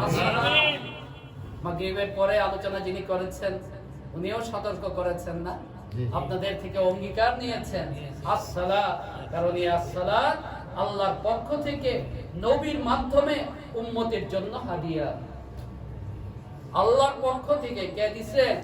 আল্লাহ। বাহককে মা গোমা। কত বড় জিনিস, কত বড় জিনিস। আর প্রাপককে পাচ্ছি কে? আমি উম্মত। আমি উম্মতের জন্য কত বড় হাদিয়া তিনি দিয়ে এসেছেন। এই আল্লাহ সুবহানাহু ওয়া তাআলা এই বছরই তাকে মহান সম্মানও কি করলেন? দান করলেন। এরপর রাসূল করিম সাল্লাল্লাহু আলাইহি ওয়াসাল্লামের চাচার ইন্তেকালের পর, চাচা মারা যাওয়ার পর কাফেরদের অত্যাচার, কাফেরদের কষ্ট আরো বেড়ে গেল। কারণ আগে তো বাহ্যিকভাবে একটা বাধা ছিল। বাহ্যিকভাবে চাচার যেহেতু নেতা, তিনি আবু তালিবের ভয়ে অনেক কিছু করতে তারা সাহস পেত না। যে আবু তালিবের ভাতিজা, আবু তালিবের ভাতিজা, এই জন্য অন্যদের উপর, অন্য মুসলমানদের উপর তারা জুলুম, নিপীড়ন, নির্যাতন করেছে। কিন্তু রাসূল করিম সাল্লাল্লাহু আলাইহি ওয়াসাল্লামের উপর বিশেষভাবে শারীরিক নির্যাতন, এই জিনিসটা তারা কখনো ওইভাবে পারে না। আবু তালিবের ইন্তেকালের পর রাসূল করিম সাল্লাল্লাহু আলাইহি ওয়াসাল্লামের অবস্থা এরকম হয়ে গেল, মক্কায় আর টিকা যাচ্ছে না। অত্যাচারের সীমা এত বেড়ে গেল যে মক্কায় আর কি নাই? আশ্রয় নাই। আহা, রাহমাতুল লিল আলামিন, যার জন্য সমস্ত পৃথিবী, যার জন্য সবকিছু, আর তার জন্য পৃথিবীটা এতটা সংকীর্ণ হয়ে গেল যে তিনি তার নিজের ভূমিতে, তার নিজের বাড়িতে তিনি কি পাচ্ছেন না? আশ্রয় পাচ্ছেন।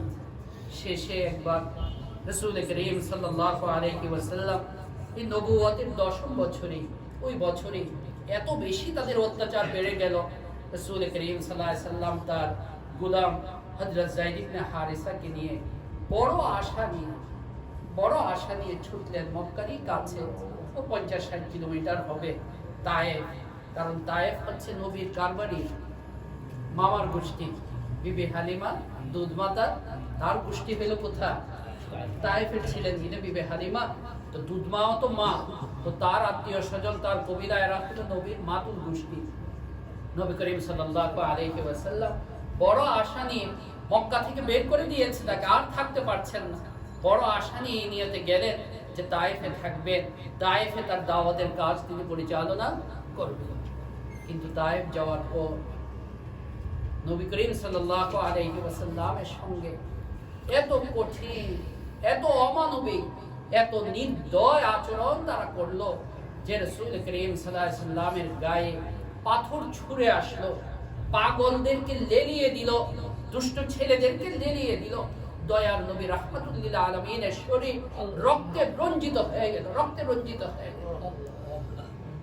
সেখানেও আশ্রয় পাইলেন না, আশ্রয় পাইলেন না। আসলেন এক আঙ্গুর বাগানের নিচে বসলেন যায়েদ ইবনে হারিসাকে নিয়ে। এমন সময় আল্লাহ সুবহানাহু ওয়া তাআলা আযাবের ফেরেশতা পাঠিয়ে দিলেন, জিবরিলকে পাঠিয়ে দিলেন। আর পাহাড়ে নিয়োজিত যে ফেরেশতা আছে তাকেও পাঠিয়ে দিলেন। অনুমতি নাও, আমার দোস্তকে জিজ্ঞাসা করো, তিনি যদি অনুমতি দেন 2 পাহাড়ের চাপা দিয়ে এদেরকে ধ্বংস করে দাও। হযরত আম্মা জান আয়েশা রাদিয়াল্লাহু আনহা একদিন রাসূল করিম সাল্লাল্লাহু আলাইহি ওয়াসাল্লামকে জিজ্ঞাসা করেছিলেন, ইয়া রাসূলুল্লাহ, হাল আতা আলাইকা ইয়াউম কানা আশাদ্দ আলাইকা মিন ইয়াউমি উহুদ? আপনার জীবনে কি এমন কোনো দিন অতিবাহিত হয়েছে যে দিনটা উহুদের দিনের চাইতেও বেশি কষ্টের ছিল? কারণ উহুদ যুদ্ধে আমরা জানি যে নবী দান্দাত মুবারক পর্যন্ত শহীদ হয়েছে। হযরত আম্মা জান আয়েশা জিজ্ঞাসা করলেন যে নবী, ইয়া রাসূলুল্লাহ, হাল আতা আলাইকা ইয়াউমুন, আপনার কি এমন কোনো দিন অতিবাহিত হয়েছে যে দিনটা উহুদের দিনের চাইতেও আপনার জন্য বেশি কষ্টকর ছিল? রাসূল করিম সাল্লাল্লাহু আলাইহি ওয়াসাল্লাম তখন আয়েশাকে বললেন, হ্যাঁ আয়েশা,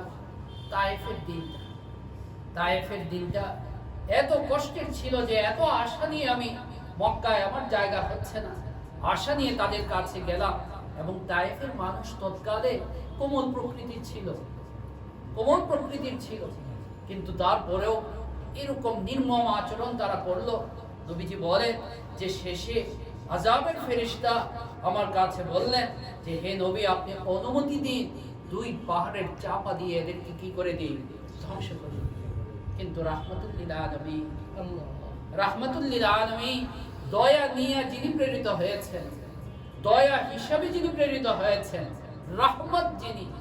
রহমত যিনি গোটা অস্তিত্বটাই রহমত, তিনি কি বললেন একটু চিন্তা করুন। মিজাজ কন্ট্রোল করা কঠিন জিনিস। এই কঠিন অবস্থাতে দয়ার নবী ফেরেশতাকে বললেন, আমি তো আযাব দেওয়ার জন্য আসি নাই, আমি তো আযাব দেওয়ার জন্য আসি নাই। তাদের জন্য দোয়া করলেন, আল্লাহুম্মা হদি কওমি ফাইন্নাহুম লা ইয়ালামুন। মাবুদ, এদেরকে বুঝ দিয়ে দাও, এদেরকে হেদায়েত দিয়ে দাও, এরা বুঝতেছে না। ফাইন্নাহুম লা ইয়ালামুন, এরা বুঝতেছে না, এদেরকে তুমি কি দিয়ে দাও, হেদায়েত দিয়ে দাও। দেখেন আল্লাহর নবীর রহমতের কারণে, তার দয়ার কারণে বেশি দিন যায়নি, এই তায়েব বাসীরাই নবী করিম সাল্লাল্লাহু আলাইহি সাল্লামের হাতে কাছে মুসলমান হয়ে তারা আসছে, বায়াত গ্রহণ করেছে। রাসূল করিম সাল্লাল্লাহু আলাইহি ওয়াসাল্লামের জীবনের এটা একটা বড় কষ্টের ছিল, তায়েফের যে ঘটনা, তায়েফের যে কষ্টটা। এরপর রাসূল করিম সাল্লাল্লাহু আলাইহি ওয়াসাল্লাম তায়েফ থেকে ফিরে আসবেন। হযরত যায়েদ ইবনে হারিসা বললেন, আপনি কোথায় যাবেন? মক্কার লোকেরা তো আপনাকে জায়গা দিচ্ছে না,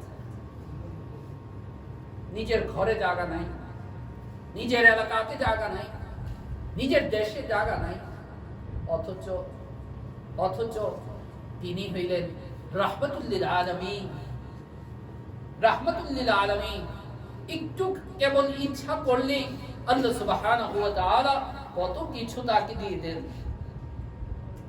যায়েদ ইবনে হারিসা বড় কষ্ট নিয়ে নবীজিকে বললেন এই কথা, ইয়া রাসূলুল্লাহ, মক্কায় যাবে, মক্কার লোকেরা না আমাদেরকে বের করে দিয়েছে, আবার কিভাবে যাব সেখানে?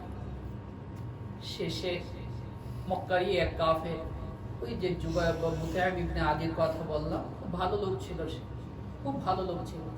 সে নবী করিম সাল্লাল্লাহু আলাইহি ওয়াসাল্লাম, তার সঙ্গে দেখা হয়, মুতাইম ইবনে আদির সঙ্গে নবী করিম সাল্লাল্লাহু আলাইহি ওয়াসাল্লাম তার কাছে আশ্রয় প্রার্থনা করেন। তৎকালে কাফেরদের রীতি ছিল এটা, যে যদি কোনো মর্যাদাবান ব্যক্তি, অর্থাৎ নেতৃস্থানীয় কোনো ব্যক্তি কাউকে যদি আশ্রয় দিত, তাহলে তার আশ্রয় হয়ে যেত, তাকে আর তারা হত্যা করত। মুতাইম ইবনে আদি বলল যে আপনি আমার আশ্রয়ে আসেন। রাসূল করিম সাল্লাল্লাহু আলাইহি সাল্লামকে নিয়ে মুতাইম ইবনে আদি যখন ঢুকলো মক্কা শরীফে, কাবা শরীফে, সেই আবু জাহেলের সঙ্গে দেখা। কে তোমার সঙ্গে মুতাইমে? আমুজিরুন আনতা মুসলিমুন, তুমি কি আশ্রয় দিয়েছো না ওর হাতে মুসলমানও হয়েছো? মুতাইম ইবনে আদি জবাব দিলেন যে না, মুজিরুন, আমি কেবল আশ্রয় দিয়েছি। তখন আবু জাহেল বলল যে ঠিক আছে, তুমি সম্মানী মানুষ, তোমার আশ্রয় গ্রহণ, তাকে আশ্রয় দিয়েছো, এটা আমরা গ্রহণ করে নিই। এরপর রাসূল করিম সাল্লাল্লাহু আলাইহি ওয়াসাল্লাম মক্কা শরীফের যে কঠিন অবস্থা, আগেই তো বের করে দিয়েছে, জায়গা হচ্ছে না, কিন্তু তিনি আল্লাহ তাআলার হুকুমের কি আছেন, অপেক্ষা আছেন। হজের সময় বিভিন্ন কাফেলা আসে মৌসুমে। রাসূল করিম সাল্লাল্লাহু আলাইহি ওয়াসাল্লাম গোপনে, রাতের আধারে গোপনে তাদের কাছে দাওয়াত দেয়, আর এই কথা বলে যে একটু আশ্রয় তোমরা আমাকে দাও, একটু আশ্রয় তোমরা আমাকে দাও, কারণ আমার কওম আমাকে কি দিচ্ছে না, আশ্রয় দিচ্ছে না। আর পিছন থেকে এরাই, তার পরিবারের লোকেরাই পিছন থেকে নানান কথা, যেটা পাগল, নাউযুবিল্লাহি মিন যালিক, এ জাদুঘর, এই সেই, এর কথা তোমরা শুনবা না, পিছন থেকে আবার বলে। শেষে আল্লাহ সুবহানাহু ওয়া তাআলা মদিনার আনসারী সাহাবী যারা ছিলেন, তাদের দিলকে ইসলামের জন্য খুলে দিলেন। এক গ্রুপ তারা মুসলমান হয়ে গেল, রাসূল করিম সাল্লাল্লাহু আলাইহি ওয়াসাল্লামের হাতে বায়াত হলো। আরেক গ্রুপও আসলো। এর মধ্যে আল্লাহ তাআলার তরফ থেকেও সিদ্ধান্ত হইল, অনেকগুলি সিদ্ধান্ত এখানে একসাথে হয়ে গেছে। এদিকে মক্কার কুরাইশ মানে কাফের যারা, এরাও আর সহ্য করতে পারছে না। শেষে আবু জাহেল এবং এরা যারা ছিল, এরা বুদ্ধি দিল যে না, ওকে হত্যাই করতে হবে অথবা ওকে দেশ ছাড়া করতে হবে। তারা মিটিং এ বসলো। কিসে বসলো? তাদের সংসদ বসছে। কোথায় সংসদ বসছে? মক্কা শরীফে, কাবা ঘরের সামনে। পৃথিবীর সবচেয়ে নিকৃষ্ট সংসদ, নিকৃষ্ট সিদ্ধান্তের জন্য। তারা যখন আলোচনা করছে, তখন সুন্দর পাগড়ি, জুব্বা, দেখতে মুরব্বী, বয়স্ক এক শাইখের আগমন করছে। এক শাইখ। এই শাইখকে ইবলিস। তাই শুধু লেবাস দেখলে কি হয়ে যায় না? বুজুর্গ হয়ে যায় না? আমাদের এক আত্মীয় বলছিলাম না আপনাদেরকে, আমি তো পুরানো মানুষ আপনাদের কাছে, এটা মারা গেছে একটা দুষ্ট, আল্লাহ যা ফয়সালা করার তার সাথে করুন। তো আমাকে একদিন বলতেছে যে আমার বাবার চেহারা যদি দেখো, বাবা মানে ওই যে বন্ড বাবা, মারা গেছে কিছুদিন আগে, আমার বাবার চেহারা যদি দেখো, কি ইমপ্রেসিভ চেহারা না, জোস চেহারা।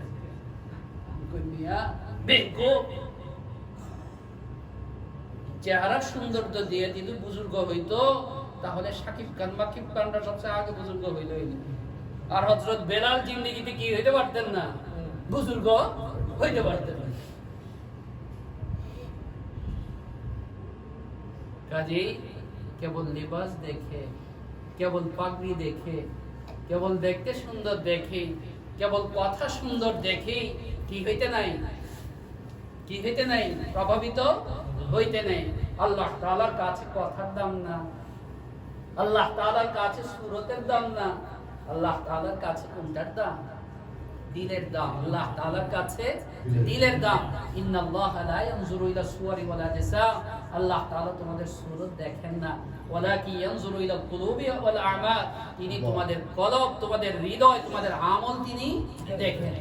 আমল যার বেশি, সুন্নাত যার মধ্যে বেশি, সে সবচাইতে বড় বুজুর্গ। তাকওয়া যার বেশি, সে সবচাইতে বড় বুজুর্গ। সে যদি সাধারণ থেকে কোনো সাধারণ মানুষ হয়, আর যদি তাকওয়া না থাকে, সুন্নাত না থাকে, সে যত বড় আল্লামাই হোক না কেন, আল্লাহর কাছে তার কি নাই? কোনো দাম না। যাই হোক, তো সে ভান্দরে আসছে, জিজ্ঞেস করে কি সংসদ চলতেছে তোমাদের এখানে, কি মিটিং চলতেছে, আমি কি আসতে পারি? অনুমতি চাচ্ছে। তো দেখতে মুরব্বী মানুষ, পাগড়ি টাগড়ি আছে, কে না করে না। তো এর মধ্যে বললো একজনে, আর বললো না, এই যে একই নিয়ে আমরা আর পারছি না, এখন সিদ্ধান্ত দিতে যাচ্ছি এর ব্যাপারে কি করা যায়। আচ্ছা, আমি কি বসতে পারি তোমাদের সঙ্গে? আমিও তোমাদেরকে পরামর্শ দিই কি করা যায়। হ্যাঁ হ্যাঁ, আসো, অসুবিধা নাই, আমরা তো চাইতেছি পরামর্শ। এতক্ষণ তোমরা কি পরামর্শ করেছ? জিজ্ঞেস করতেছে, এতক্ষণ তোমরা কি পরামর্শ করেছ? তো তাদের একজন বলল যে আমাদের একদম পরামর্শ দিয়েছে যে আমরা তাকে ধরে কোথাও নির্বাসন দিয়ে আসি, রেখে আসি, তো আমরা ওর এ থেকে বাঁচবো, এখানে আমরা মক্কার দোকান। তো শাইখ বলে, এই কথা করতে কোনো পরামর্শই হয়নি, কোনো মতামতই হয়নি। তোমরা তাকে চিনো না, জানো না, সে যেখানেই যাবে সব তার ভক্ত হয়ে যাবে, শেষে সব ওই ভক্ত বানায় তোমাদের বিরুদ্ধে সে আক্রমণ করবে। এ কোনো পরামর্শই হয়। তাহলে কি পরামর্শ, কি আর কি মত আছে? আরেকটা মত আমাদের মধ্যে আসছে এই কথা, যে তাকে আমরা এক জায়গায়, কোনো এক নির্জন জায়গায় বেঁধে রেখে আসবো, না খেয়ে, এইভাবেই সে কি হবে? মারা যাবে। এবারও শাইখ বলে এই কথা, এতে কোনো পরামর্শ হয় না।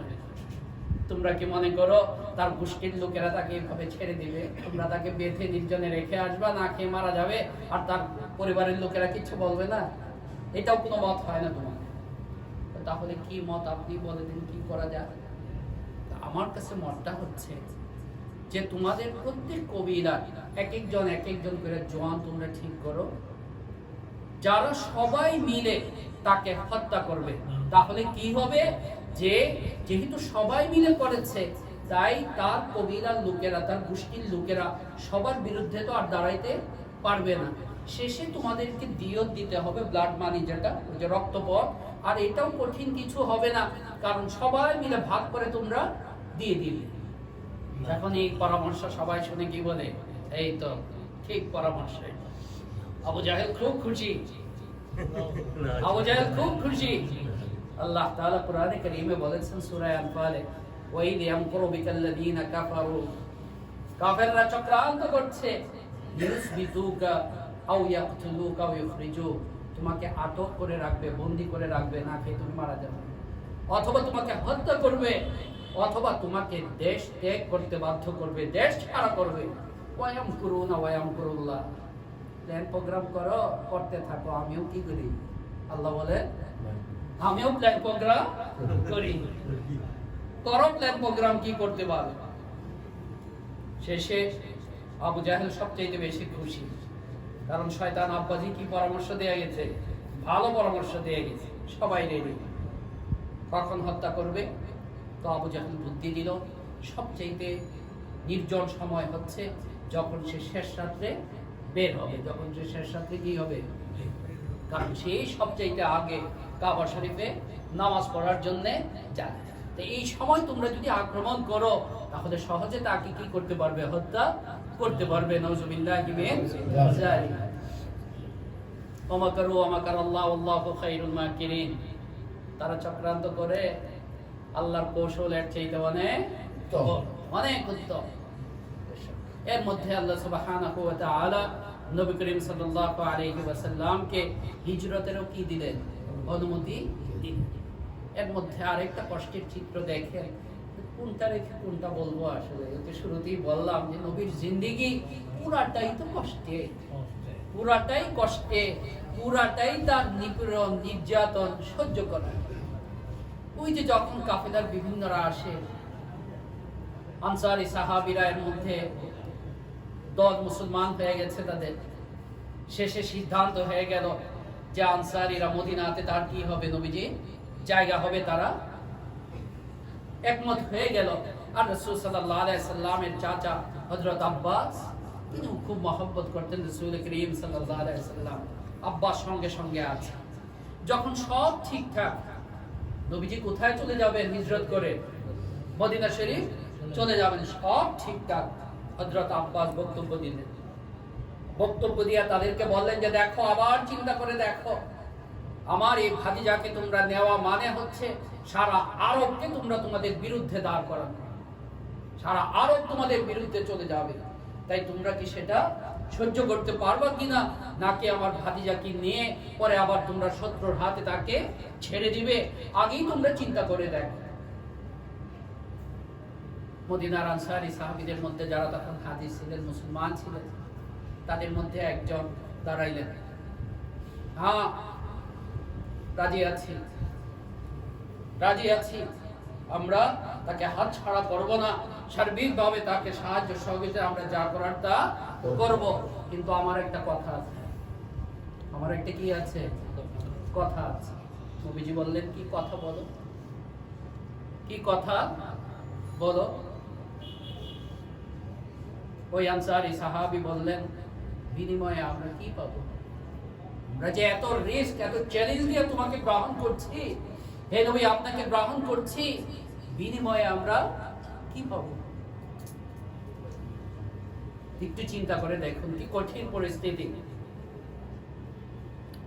নবীজি যদি এই কথা বলতেন, তখন বলেন নাই, যদি বলতেন যে ইনশাআল্লাহ আমি যাওয়ার পর মদিনাতে একটা আদর্শ রাষ্ট্র গঠন হবে, সেই রাষ্ট্রের মধ্যে তোমরা একজন থাকবা মন্ত্রী, একজন থাকবা মিনিস্টার, একজন থাকবা এই, একজন থাকবা সেই, মিথ্যা হইতো, মিথ্যা হইতো না, তাই তো হয়েছে।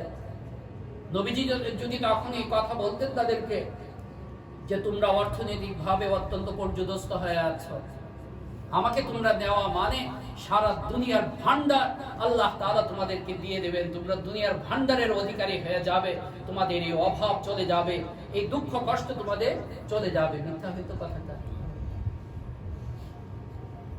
কিন্তু নবী করিম সাল্লাল্লাহু আলাইহি সাল্লাম দেখেন, শিক্ষা গ্রহণ করে এখানে আমরা আম্বিয়া কেরাম বা নবীজি পৃথিবীতে এসেছেন দুনিয়া থেকে দৃষ্টিকে সরা দেওয়া দিয়ে কোন দিকে নিয়ে যাওয়া, আখিরাতমুখী করা।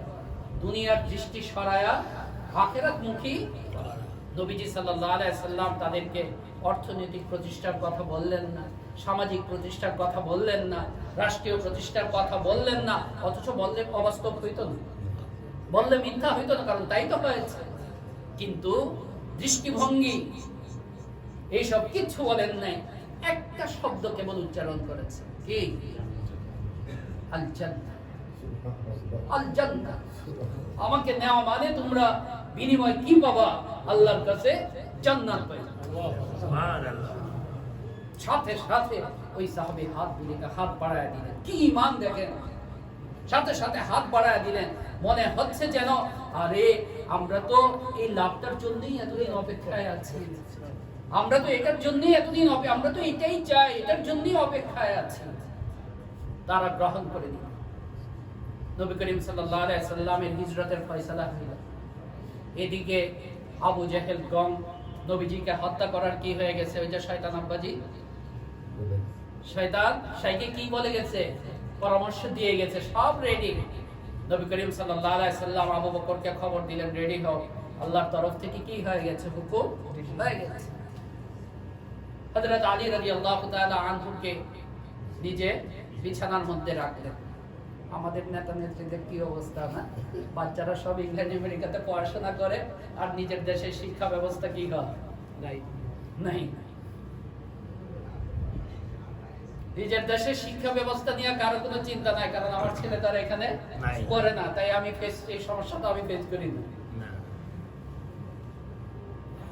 এই একটা কঠিন পরিস্থিতিতে নবী করিম সাল্লাল্লাহু আলাইহি সাল্লাম আমানতকে ফিরিয়ে দেওয়ার জন্য, আবার দেখেন মক্কার লোকদের আমানত, কাঠমৌলবী মার্কা যদি হইতো, কাঠমৌলবী চিনেননি, কাঠমৌলবী মার্কা যদি হইতো ফতোয়া দিয়া সব কি করে ফেলতো, টাকা হালাল করে ফেলতো না, গনিমত কামাল সব নিয়ে চল মদিনা শরীফে। এই মুহূর্তেও নবী করিম সাল্লাল্লাহু আলাইহি সাল্লাম আমানতকে ফিরিয়ে দেওয়া এবং নিজের সবচেয়ে আপনকে পরিবারে হযরত আলীকে রেখে গেলেন তার ওই বিছানার মধ্যে। নবীজি বের হবেন, চারপাশে শত্রু বেষ্টিত, চারপাশে কি শত্রু বেষ্টিত। বের হইলেই তো তারা কি করবে, আক্রমণ করবে। আল্লাহ তাআলা ওহী পাঠাইলেন, আয়াত পাঠাইলেন, চিন্তা করার কিছু নাই। ওয়াজআলনা মিন বাইনি আইদিহিম সাদ্দা ওয়া মিন খালফিহিম সাদ্দা ফাআগশাইনাহুম ফাহুম লা ইউবসিরুন। দিয়া দাও ক্ষেপণাস্ত্র, সবগুলি মাথার মধ্যে, চোখের মধ্যে ধুলা ধুলা ধুলা ধুলা। হেফাজত করনে वाला কে? আল্লাহ। আল্লাহ যখন হেফাজত করনে वाला হয় তখন ধুলা দিয়েও কি করে, হেফাজত করে। সবগুলির চোখের মধ্যে আর মাথার মধ্যে ধুলা। ওদের সামনে দিয়ে নবী করিম সাল্লাল্লাহু আলাইহি ওয়াসাল্লাম কি হয়েছে, গিয়েছে। এখন অনেক সময় যাওয়ার পর একটা আরেকটারে টাকা দেয়, এই কিরে যাবা না, এই কিরে যাবা না, কোথায় যাব, আমরা কি জন্য আসলাম? আরেকজনে বলে তো বের হয়ে গেছে, আর অনেক আগে বলে কি, দেখো না না শুয়ে আছে, বাইরে থেকে দেখি শুয়ে আছে, দেখো কে শুয়ে আছে। ভিতরে ঢুকে দেখে এত কেন মুহাম্মদ না, হযরত আলী। শেষে খোঁজার জন্য তারা বিভিন্ন জায়গা ছড়ায় দিল। পদে পদে আল্লাহ সুবহানাহু ওয়া তাআলা সাহায্য করলেন। মদিনা শরীফে রাসূল করিম সাল্লাল্লাহু আলাইহি ওয়াসাল্লাম হিজরত করে গেলেন, তার সাহাবীরাও হিজরত করে গেলেন। মোটামুটি প্রায় সবাই হিজরত করেছেন। কেবল এক কন্যা আবুল আস ইবনে রবির স্ত্রী ছিলেন হযরত যায়েনব, তিনি তখন মক্কাতে আছেন। রাসূল করিম সাল্লাল্লাহু আলাইহি ওয়াসাল্লাম চলে গেছে একজন মানুষের জন্য, তার নিজের ভিটে বাড়ি ছাড়া। এটা কিন্তু অত্যন্ত কষ্ট, অত্যন্ত কষ্ট। তাই যখন যাচ্ছিলেন বারবার নবীজি কি করছিলেন, তাকাচ্ছিলেন। কেবল ভিটা বাড়ি না, এখানে তো আবার কি আছে, পবিত্র কাবা শরীফ এখানে আছে, পবিত্র কাবা শরীফ এখানে আছে। আমরা বাংলাদেশ থেকে কত দূর থেকে কি আকর্ষণ অনুভব করি। আর নবী করিম সাল্লাল্লাহু আলাইহি সাল্লাম সেখানে জন্ম, সেখানে বড় হইলেন, সেখানে সব কিছু। আর এই কাবা ছেড়ে, এই দেশ ছেড়ে তাকে কি করতে হচ্ছে, চলে যেতে বারবার তাকাচ্ছে, চোখ বেয়ে পানি পড়ছে আর বারবার তাকাচ্ছেন, আল্লাহ তাআলা আয়াত নাযিল করলেন, ইন্নাল্লাযী ফারাদা আলাইকাল কুরআনা লারাদ্দুকা ইলা মাআদ। হে নবী, আপনি দুঃখ করেন না, পেরেশান হয়েন না। এই আল্লাহ, যে আল্লাহ আপনার উপর কোরআনের বিধান দিয়েছেন, লারাদ্দুকা ইলা মাআদ, অবশ্যই অবশ্যই সেই আল্লাহ আবার এই ভূমিতে আপনাকে কি করবে? ফিরিয়ে দিবেন। আল্লাহর ওয়াদা। নবী করিম সাল্লাল্লাহু আলাইহি ওয়াসাল্লাম গেলেন মদিনা শরীফে। মুসলমানরা সবসময় শান্তিপূর্ণ অবস্থা এবং পরিবেশটাকে প্রাধান্য দেয়। ঠিক আছে, তোমরা তোমাদের মতো থাকো, আমাদেরকে শান্তিপূর্ণ ভাবে ইবাদত করতে দাও। কিন্তু কাফেরদের আক্রোশ, তাদের জেদ, তাদের শত্রুতা তখনও কি হয় না? থামে না। মদিনা শরীফে হিজরত করে যাওয়ার পর আরেক সমস্যা দেখা দিল, কষ্ট দেখা দিল। যে কোনো এলাকাতে আপনি যখন নতুন যাবেন, তো সেই এলাকার আবহাওয়ার সাথে সুইট না, সে আবহাওয়াটাকে মানায় নেওয়া এটা কি হয়ে যায়? কঠিন হয়ে যায় না? আর বিশেষ করে মদিনা শরীফে তখন ইহুদিদের বসবাস ছিল। আর আল্লাহ তাআলার ইচ্ছে, যে মদিনা শরীফে আসতো অন্য জায়গা থেকে, সে জ্বরে আক্রান্ত হইত। সাহাবায়ে কেরাম রাদিয়াল্লাহু তাআলা আনহুম জ্বরে আক্রান্ত হয়ে যায়। আর কি কষ্ট এক একজনের। শেষে আল্লাহ নবী সাল্লাল্লাহু আলাইহি ওয়াসাল্লাম আল্লাহর কাছে দোয়া করলেন যে, হে আল্লাহ, হে আল্লাহ, এই কোভিডকে মদিনা থেকে নিয়ে যাও। এই কোভিডকে কি করো? করোনা ভাইরাস রে, করোনা ভাইরাসও তো জ্বর টর হয় না। আল্লাহ আলহামদুলিল্লাহ, আল্লাহ কমায় দিয়েছেন না? আলহামদুলিল্লাহ, ইনশাআল্লাহ পুরাই চলে যাবে ইনশাআল্লাহ। ইনশাআল্লাহ। নবীজি সাল্লাল্লাহু আলাইহি ওয়াসাল্লাম দোয়া করলেন যে আমার সাহাবীদের বড় কষ্ট হচ্ছে, কারণ মদিনাতে মহামারীর মতো এই জ্বর, সর্দি কাশি, এই জ্বর লেগেই আছে। শেষে আল্লাহ নবী সাল্লাল্লাহু আলাইহি ওয়াসাল্লামের দোয়া মদিনা শরীফ থেকে আল্লাহ সুবহানাহু ওয়া তাআলা ওই মহামারীর জ্বর থেকে কি করলেন? মুক্ত করলেন। কেবল তাই নয়, আল্লাহর নবী দোয়া করলেন, হে আল্লাহ, তোমার নবী ইব্রাহিম মক্কার জন্য দোয়া করেছিলেন, আর আমি হাবিব আমি মদিনা শরীফের জন্য দোয়া করতেছি। তুমি ইব্রাহিমের দোয়ার কারণে মক্কার ফল মূল ইত্যাদির মধ্যে যেমন বরকত দান করেছো, আমার দোয়ায় তুমি মদিনা শরীফের এই সমস্ত ফল মূলেও কি দান করো? বরকত দান। এরপর আল্লাহ নবী সাল্লাল্লাহু আলাইহি ওয়াসাল্লামের মদিনার জিন্দেগি শুরু হইল। আবার নতুন কষ্ট। এখন আগে ছিল এক ধরনের কষ্ট, এখন ভিন্ন ধরনের কষ্ট। এক বছর গেল, শান্তিতে থাকতে দেবে না মক্কার লোক। এরপর বদর যুদ্ধ সংঘটিত হইল। আল্লাহর নবী সাল্লাল্লাহু আলাইহি ওয়াসাল্লাম পেরেশান, কারণ যুদ্ধ করার ইচ্ছা তার ছিল না। তিনি নিয়েছিলেন সামান্য কয়েকজন সাহাবী, 313 জন। ওই কাফেলা যে আবু সুফিয়ানের, যে কাফেলার মধ্যে মুসলমানদের বিরুদ্ধে ব্যবহার করার জন্য অস্ত্র শস্ত্র এইসব ছিল, ওই কাফেলাকে বাধাগ্রস্ত করা, ওই বড় যুদ্ধ করার ইচ্ছা ছিল।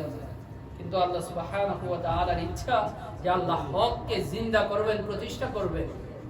বদর যুদ্ধ সংগঠিত হইল। আল্লাহ সুবহানাহু ওয়া তাআলা নবীকে এবং তার সাহাবীদেরকে কি দান করলেন? বিজয় দান করলেন। আর ওই যতগুলি কাফের ছিল নবীর শানে বেয়াদবি করেছিল, প্রত্যেকটাকে আল্লাহ সুবহানাহু ওয়া তাআলা বদরের ময়দানে কি করলেন? শেষ। ইবলিস শেষ হলে কি আর খেলা চলতে হবে না?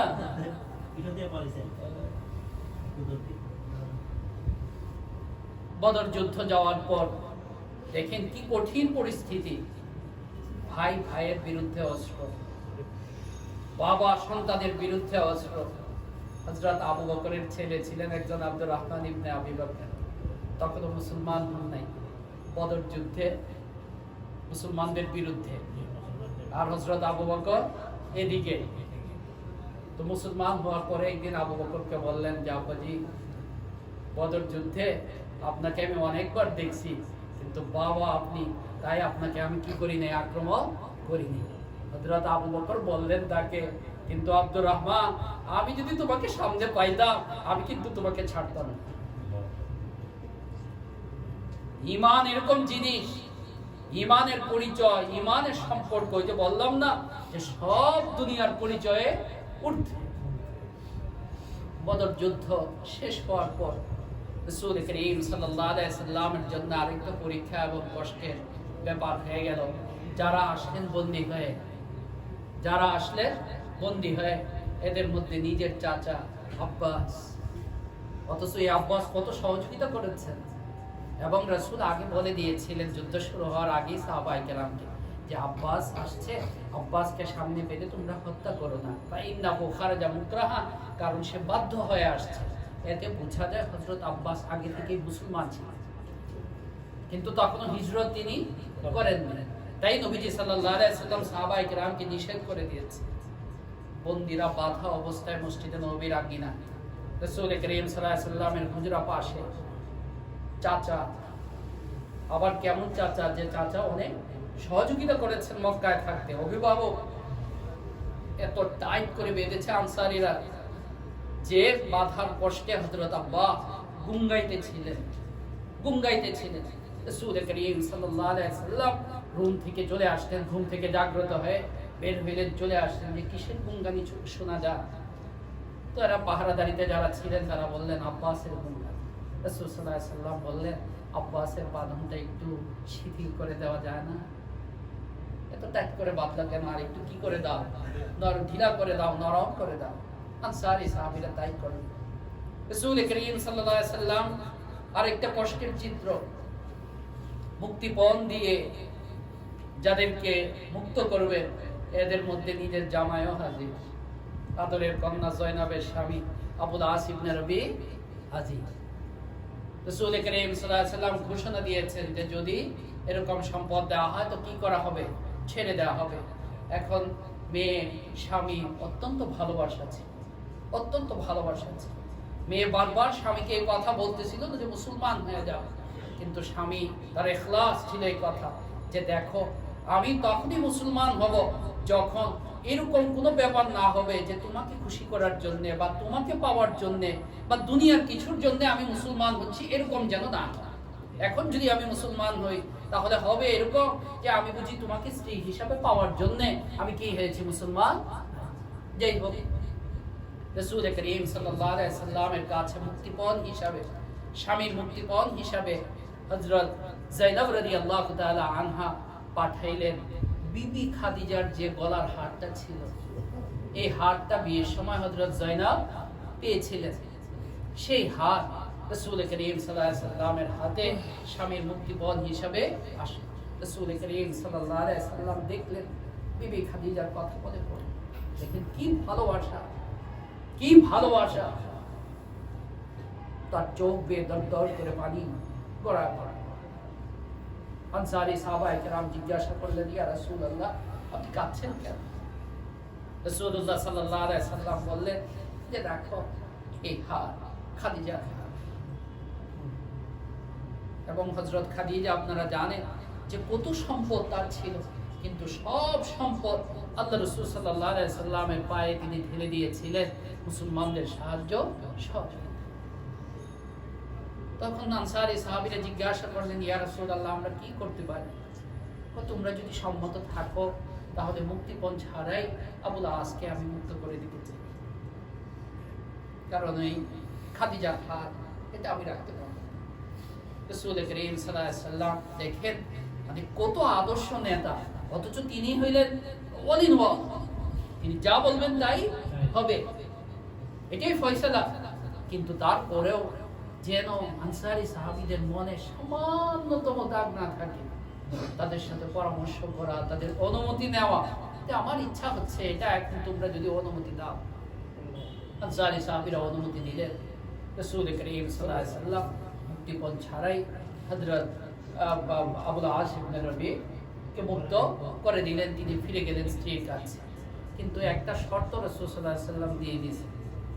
শর্তটা হচ্ছে আবুল আসকে বলে দিলেন যে দেখো আল্লাহর বিধান আসছে স্বামী স্ত্রী একজন আর একজন কাফের যদি থাকে একজন মুসলমান সংসার চলে না, তাই আমার মেয়েকে তুমি আমার কাছে দিয়ে যাবে, আমার কাছে পাঠিয়ে দিবে। আবুল আস ইবনে রবি রাজি হইলেন এই শর্তে। যখন স্ত্রীর সঙ্গে গেলেন, স্ত্রীর কাছে গেলেন, কত খুশি রাসূলের কন্যা হযরত যায়েনব স্বামীকে ফিরে পেয়েছে। কিন্তু স্বামী শোনাইলেন যে আসছি তো, কিন্তু তোমাকে তো চলে যেতে হবে। হযরত যায়েনব বললেন, আপনি মুসলমান হয়ে যান। আবুল আস বললেন যে না, আমি এই কারণে মুসলমান হতে রাজি না যে তোমাকে পাওয়ার জন্য কিংবা তোমাকে খুশি করার জন্য আমি মুসলমান হব, এটা না। যাও, সময় মতো হব, তোমার বাবা যেহেতু এটা হুকুম করেছেন, তুমি যাও। রাসূল করিম সাল্লাল্লাহু আলাইহি সাল্লাম ওনার সঙ্গী দুইজনকে দিয়ে দিয়েছিলেন যারা রাস্তা থেকে তাকে নিয়ে যাবে। তিনি যখন রওনা দিলেন, অন্তঃসত্ত্বা ছিলেন, গর্ভবতী ছিলেন। এক কাফের খবর পেয়ে যায়, তার নাম ছিল হুব্বার ইবনুল আসওয়াদ। সে খবর পেয়ে, মানে কতটা নৃশংস হতে পারে কাফের, অমানবিক হতে পারে যে একজন গর্ভবতী মহিলাকে, অসহায় মহিলাকে সে আক্রমণ করে এবং বিভিন্ন বর্ষার এই ভয় দেখাইতে থাকে হযরত যায়েনবকে। শেষে ভীত হয়ে তিনি তার বাহন থেকে পড়ে যান এবং তার পেটের যে বাচ্চা সেটা বের হয়ে যায়। তখন সাথে ছিলেন আবুল আস ইবনুর রাবির আরেক ভাই, ওনার দেবর। সে তখন তার তীর বের করে ফেলেছে, যদি এই আচরণ করো তো আমার এই তীর যতক্ষণ থাকবে আমার তুনিরের মধ্যে ততক্ষণ কাছে আসতে পারবো না, তোমাকে হত্যা করলাম। তখন হুব্বার ইবনুল আসওয়াদ তার নাম ছিল ওই কাফেরে, সে বলল এই কথা যে দেখো, তাহলে দিনের বেলা না, রাতে নিয়ে যাও, কারণ দিনের বেলা নিলে মানুষ জানতে পেলে এটা আমাদের ইজ্জত সম্মানের একটা ব্যাপার হয়ে যায়। তো উনি সেটা মানলেন। শেষে আবার রওনা দিলেন। রাসূল সাল্লাল্লাহু আলাইহি সাল্লাম যে সাহাবীদেরকে রেখেছিলেন তাদের মাধ্যমে তিনি চলে আসলেন মদিনা শরীফে। এরপর আরো পরে হযরত আবুল আস ইবনুর রাবি সব একদম মক্কার লোকদের যা দেনা পানা সব, দেখেন ভদ্রলোক কেমন হয় দেখেন, সব দেনা পানা পরিশোধ করে, যা ছিল সব পরিশোধ করে এরপর তিনি মুসলমান হয়ে মদিনা শরীফে তিনি হিজরত করেছেন। রাসূল করিম সাল্লাল্লাহু আলাইহি ওয়াসাল্লামের মদিনার যে জিন্দেগি, আমার মনে হয় ভালো হবে আমরা আমাদের আরেকদিন একটা মজলিস, কিন্তু মক্কা শরীফের জিন্দেগি আমাদের গেল, মদিনা শরীফের যে কষ্টের রাসূল করিম সাল্লাল্লাহু আলাইহি ওয়াসাল্লামের যে জিন্দেগির যে কষ্টগুলো আমরা আরেকটা মজলিসে ইনশাআল্লাহ আলোচনা করব ইনশাআল্লাহ। রাসূল করিম সাল্লাল্লাহু আলাইহি ওয়াসাল্লামের কষ্টের শেষ নাই, কষ্টের শেষ নেই। উম্মত তো সুখে, এমনকি আখিরাতে সবাই চলে যাচ্ছে জান্নাতে, না সব উম্মতের সব নবীর লোকেরা জান্নাতে চলে যাচ্ছে। নবী করিম সাল্লাল্লাহু আলাইহি ওয়াসাল্লাম জান্নাত, উম্মতি উম্মতি মাহু, আমার উম্মতের কি হবে। একদিন দুনিয়াতে তিনি কাঁদছিলেন, হযরত জিবরিল আলাইহিস সালাতু ওয়াস সালাম আসলেন, বললেন হে মুহাম্মদ, আল্লাহ আপনাকে সালাম দিয়েছেন আর জিজ্ঞাসা করেছেন আপনার কাঁদার কারণ, আপনি কেন কাঁদছেন। রাসূল করিম সাল্লাল্লাহু আলাইহি সাল্লাম জবাবে বললেন, আমার উম্মতের কি অবস্থা হবে, আমার উম্মতের কি অবস্থা হবে। আল্লাহ তাআলা আবার ওহী পাঠাইলেন, আমার দোস্তকে তুমি শান্ত করো আর বলো ইন্না সানুরযিকা ফি উম্মাতিকা, হে মুহাম্মদ অবশ্যই আমি আপনাকে আপনার উম্মতের ব্যাপারে সন্তুষ্ট করে ছাড়ব। শেষ ব্যক্তিটা পর্যন্ত, মিনিমাম ক্রাইটেরিয়া যার ভিতরে আছে না, ঈমানটা নিয়ে অন্তত মরছে, শেষ ব্যক্তিটা জাহান্নামে থাকা পর্যন্ত নবী করিম সাল্লাল্লাহু আলাইহি ওয়াসাল্লামের শাফাআত এবং সুপারিশ কি হবে না, সে হবে না। শেষ ব্যক্তিকে জান্নাতে নিয়ে এরপর নবী করিম সাল্লাল্লাহু আলাইহি ওয়াসাল্লাম শান্ত হবে। তো ইনশাআল্লাহ আমরা আরেকটা মজলিসে ইনশাআল্লাহ মিঠু ভাই আমরা চিন্তা করেছি যে মদিনার জিন্দেগি মাত্র শুরু হইলো আমাদের, মদিনার জিন্দেগির কষ্টের ধরনটা হলো আরেক ধরনের। তো এটা সম্পর্কে আমরা ইনশাআল্লাহ আমাদের যে আরেকটা মজলিস হবে সেই মজলিসে ইনশাআল্লাহ আমরা বিস্তারিত আলোচনা করব এবং এর দ্বারা মূল উদ্দেশ্য ওই যে শুরুতে যেটা বললাম, এটা যে আমরা ঈমানের রাস্তা, দ্বীনের রাস্তা, আল্লাহর রাস্তা, এটাকে যেন আমরা কখনোই সুখের মনে না করি। আম হাসিবতুম আন তাদখুলুল জান্নাহ, তুমি কি মনে করেছো জান্নাতে তুমি দাখিল হয়ে যাবে আর কোনো পরীক্ষা তোমাকে করা হবে না, আর কোনো পরীক্ষা তোমাকে করা হবে না। একদিন রাসূল করিম সাল্লাল্লাহু আলাইহি ওয়াসাল্লাম কাবার চত্বরে বসে, হযরত খাব্বাব ইবনুল আরাদ সাহাবী আর সহ্য করতে পারছেন না এত নির্যাতন, যাদের না হযরত বিলাল, খুবাইব, খাব্বাব, ওনাদের যে উপরে যে অত্যাচার আর সহ্য করতে পারছেন।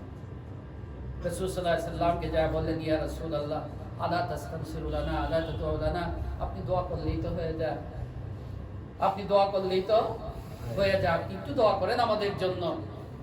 রাসূল করিম সাল্লাল্লাহু আলাইহি সাল্লাম বললেন, এত তাড়াতাড়ি অধৈর্য হয়ে গেলে? তোমাদের আগে তো এমন নবী অতিবাহিত হয়েছে, শত্রুরা যাকে ধরে করাত দিয়ে দ্বিখণ্ডিত করেছে, করাত দিয়ে দ্বিখণ্ডিত করেছে, এমন পরিস্থিতির সম্মুখীন হতে হয়েছে। তাই ভাই, এই রাস্তা আল্লাহর রাস্তা, ঈমানের রাস্তা, এই রাস্তা আরামের রাস্তা নয়, আরামের রাস্তা নয়। কষ্ট সহ্য করার জন্যে, কষ্ট গ্রহণ করার জন্যে, বরণ করার জন্যে কি থাকতে হবে? তৈরি থাকতে হবে। এরপর আল্লাহ তাআলার ইচ্ছা, আল্লাহ ইচ্ছা হইলে দিতেও পারে, ইচ্ছা হইলে নাও দিতে পারে। আল্লাহ সুবহানাহু ওয়া তাআলা আমাদের সকলকে বুঝবার তৌফিক দান করুন এবং রাসূল করিম সাল্লাল্লাহু আলাইহি সাল্লামের সুন্নাত, তার নমুনা আমাদের জিন্দেগীর মধ্যেও কায়েম করার তৌফিক